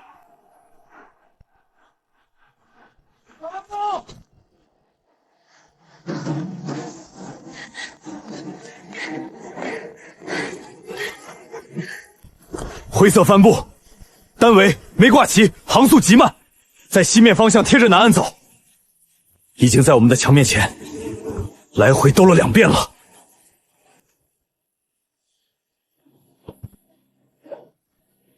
灰色帆布是侦察船，专为观测岸线工事设计，速度不快，但视野极好。船上的瞭望台比普通战舰高出一截，甲板上的望远镜支架是加固过的。这种船只有在战前部署阶段才会被派出来用。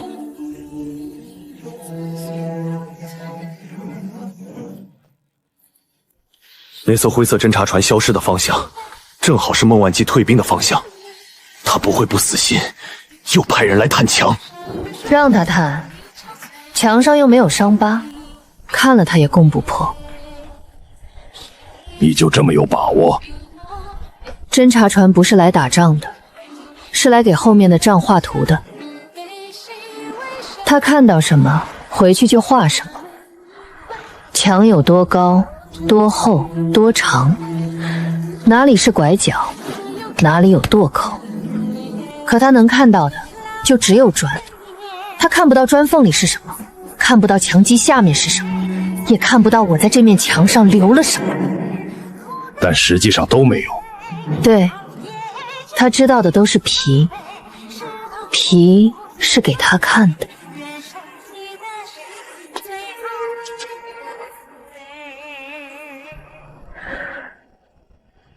回去告诉孟经理，这堵墙还是完整的，每一块砖都在原地，每一道缝都没空，暴风雨没把它怎么样，巨浪没把它怎么样。你的人退了，他还站在这里。让他研究那堵墙，研究的越久越好。他每多花1天研究这堵墙，我们就多1天让墙变得更不需要我们。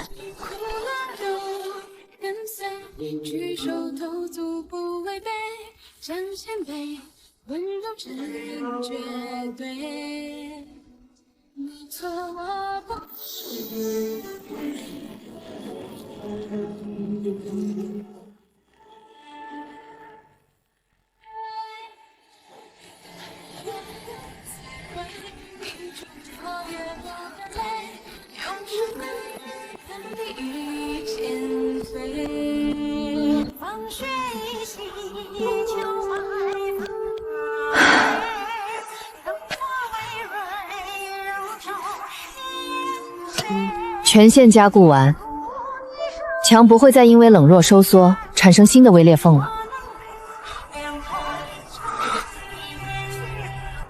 你今天扣了多少下？没数，反正每一条砖缝都扣了。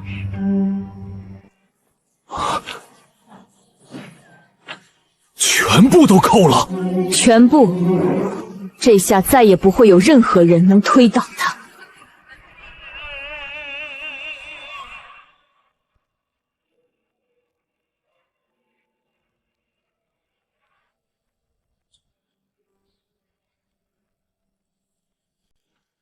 今天辛苦你了。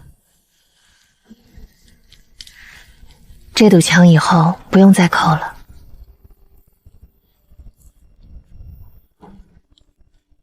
他会自己稳住的，一直屹立在这儿。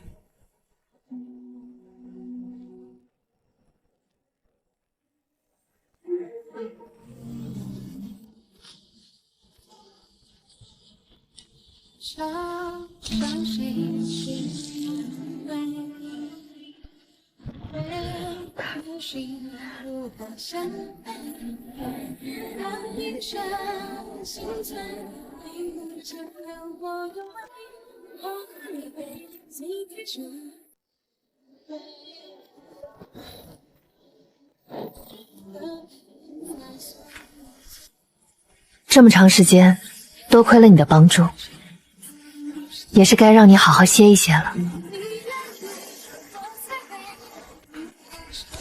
灯塔的地基已经勘定完了，等雨季完全过去，在上面把灯塔砌起来。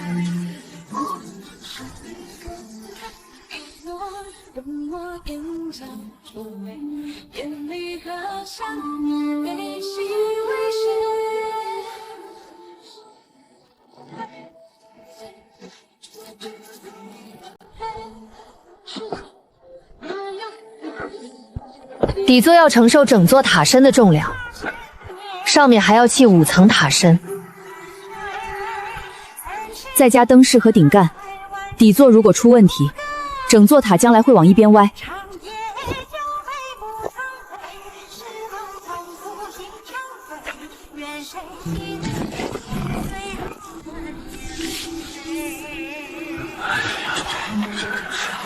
每一层石料放下去之前，先翻一面，有风化斑的不准用。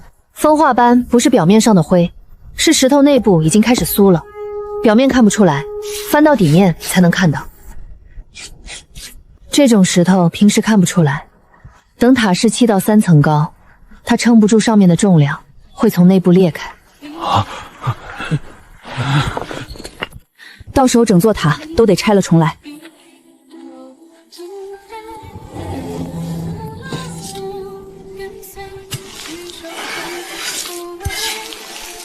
底座4边要完全水平，差1指，上面每一层都会放大，砌到塔顶就是半尺的偏差。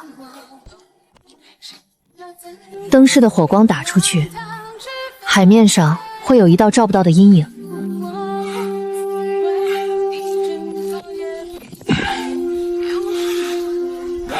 大小姐，这块石料底下有条细纹，能用吗？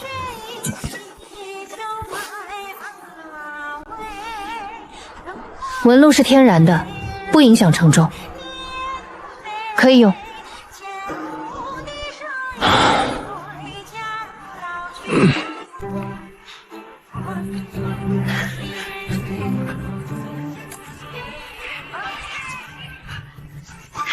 太好了，底座成了，进展都很顺利。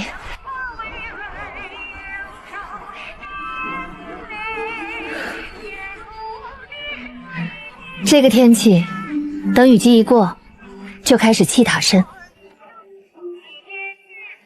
大小姐，这座塔砌好之后能照多远？灯饰位置在5层塔枕之上，加上底座的高度，火光从海平面上看，能照到12海里。刚好是孟文星当初停战船的那个位置，将来有任何船想靠近碎骨岛，在12海里之外就会被这道光照到。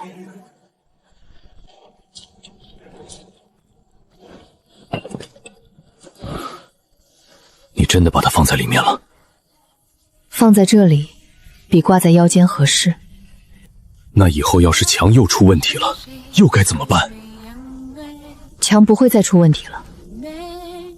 北崖的裂隙已经塌过了，码头的桩子断过又修过，东岸的礁石被潮水泡碎过，四面都打过。这堵墙已经能站得很稳了。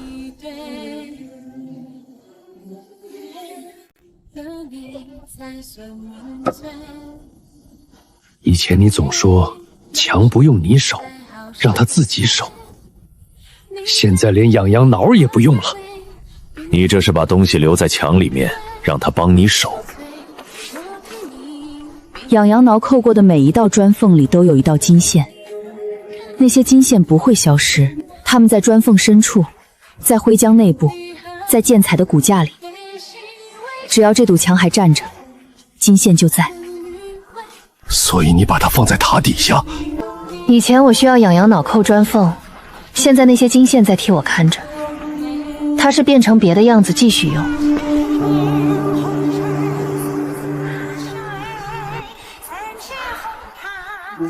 明天开始砌塔身，5层塔身加灯饰，石料够用，灰浆也够用。雨季之前要把灯饰盖好。底座用了多少石料，我记了数。明天一早带人上来就能直接砌。塔身上去之后，灯塔会比墙头高出一大截，到时候从海面上看过来，先看到的是塔，然后才是墙。你是想让人先看到光，再看到墙？墙是告诉别人这里有防线，光是告诉别人这里有人住。防线会让人警惕，不敢轻易来犯。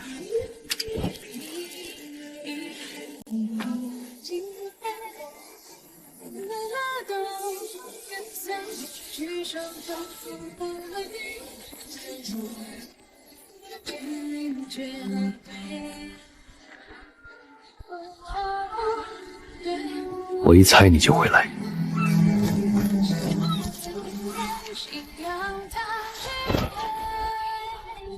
连鸟都开始认这堵墙了。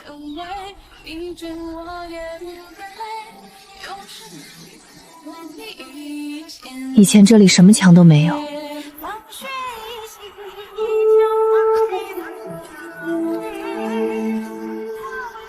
钱大友走的时候说，以后的路靠我们自己。他在沿海港口的画像现在应该还在，他一定会想办法把消息递出来，让我们知道他还活着。他一定会的。现在需要补接线的不只是我们了。什么意思？孟万金的船退了，外海那些航线从今天起没有巡逻船了，沿海那些靠孟万金吃饭的货担和税卡会第一个乱。眼前的万起波刀就是即将布局的巨大强盘。走，下去吃饭。大小姐，问你个事儿呗，你以后还用痒痒挠吗？哼，当然用呀，但不是用来修墙了。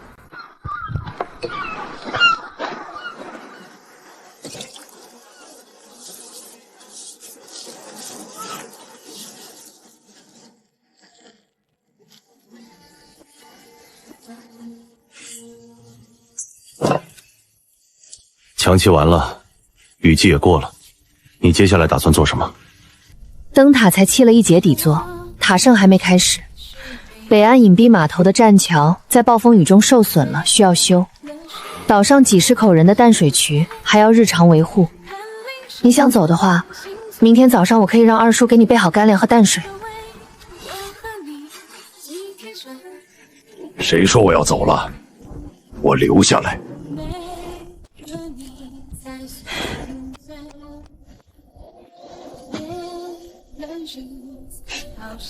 那早上的粥你以后自己多盛一勺。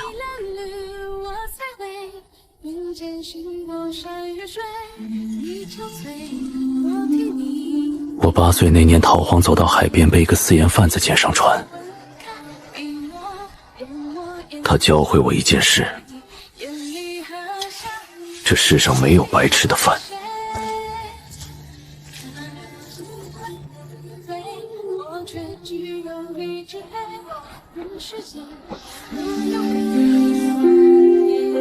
大小姐，塔是我今天先从东面砌起，西面下午再跟，这样不会偏吧？不会，四面对称砌，每砌3层，用水平平尺校一次，偏了你自己能看出来。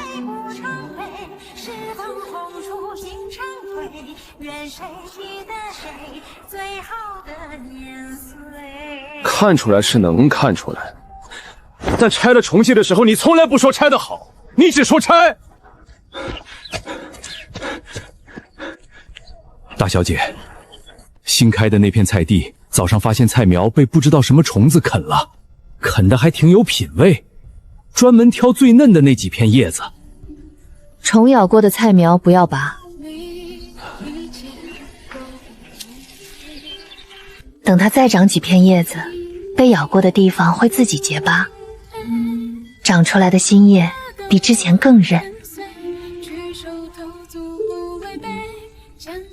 菜苗被虫子咬了还能长得更韧。被咬过一次的植菇会往叶片里分泌更多纤维素，加固组织。受伤不等于长不好，它自己会修复。你每天傍晚都走这一整段墙，走了多久了？从墙合拢那天开始，每天都走，不检查砖缝，只是走一遍。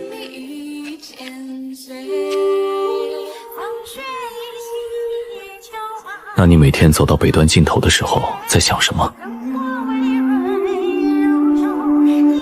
我在想，刚上岛那天我只会用脑子扣海水，现在脑子封在木工箱里，而这面墙也建成了。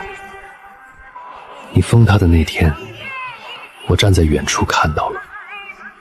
你把木工箱放下去的时候手没有抖，但合上石板的速度很慢。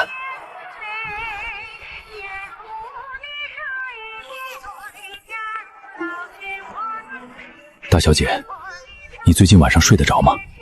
睡得着？怎么了？挠子在木工箱里，木工箱在灯塔地基下面，灯塔已经砌到第2层了。它放得很稳，我也睡得很稳。习惯没那么快改，但挠子已经在他该待的地方了。他不是舍不得我，是我有时候会摸不到习惯的位置。大小姐，你知道我这个人嘴笨，但你在岛上每天傍晚走墙的那条路，我每天傍晚也跟着你走。你走到北端停下来的时候，我也停下来。明天菜地的虫害用草木灰撒1层，虫不咬减灰，你帮我转告。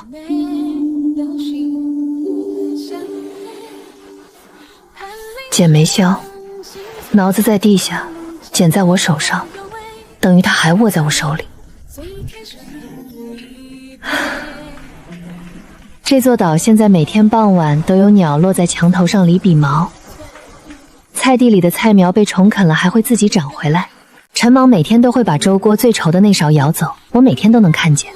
二叔跟着我走了墙，挠子在我腰间了。但这些人，这道墙，每一件都是我挠过的东西。能挠的东西都挠过了，剩下的不用挠子也能自己长好。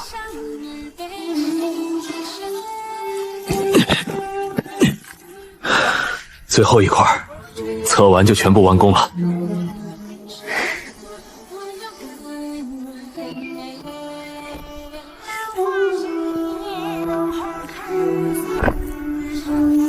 砌石料的动作，跟砌第1块砖那天一模一样。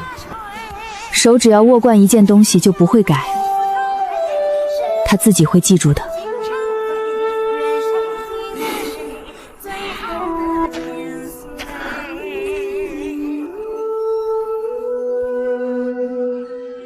第1块砖是你，灰杨没干时，全岛刚喝上第1口水。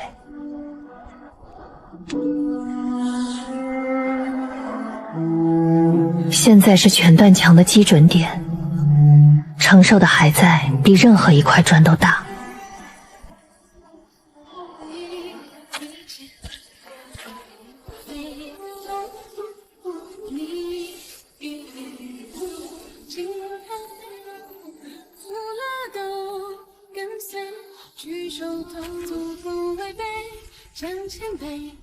大小姐，灯塔砌完了。这么长时间，我每晚都看你坐在墙根下，最开始手里握着挠子，今天是不是有些不习惯？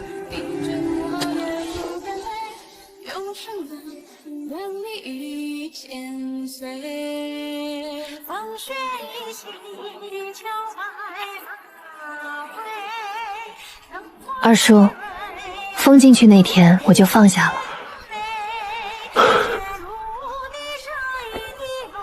筛料堆里捡的，不是挠子，是你处理竹料时切下的废料，一直收着，今天给你。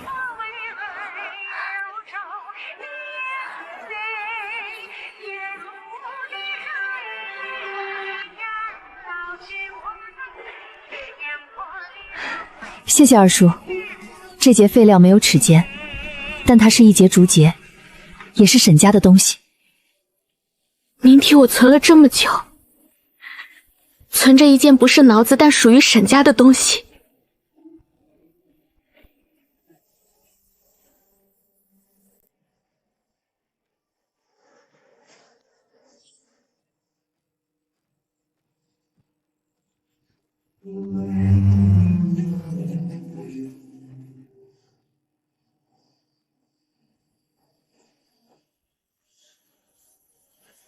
看有船，就一根桅杆。单桅商船，东海渔场方向来的，不是孟万金的船。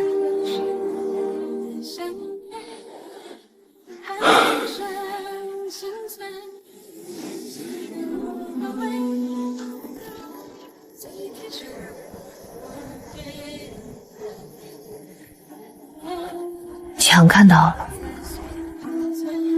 他没有上岸。这座岛不需要任何人承认它是一座城，因为它就屹立在这儿。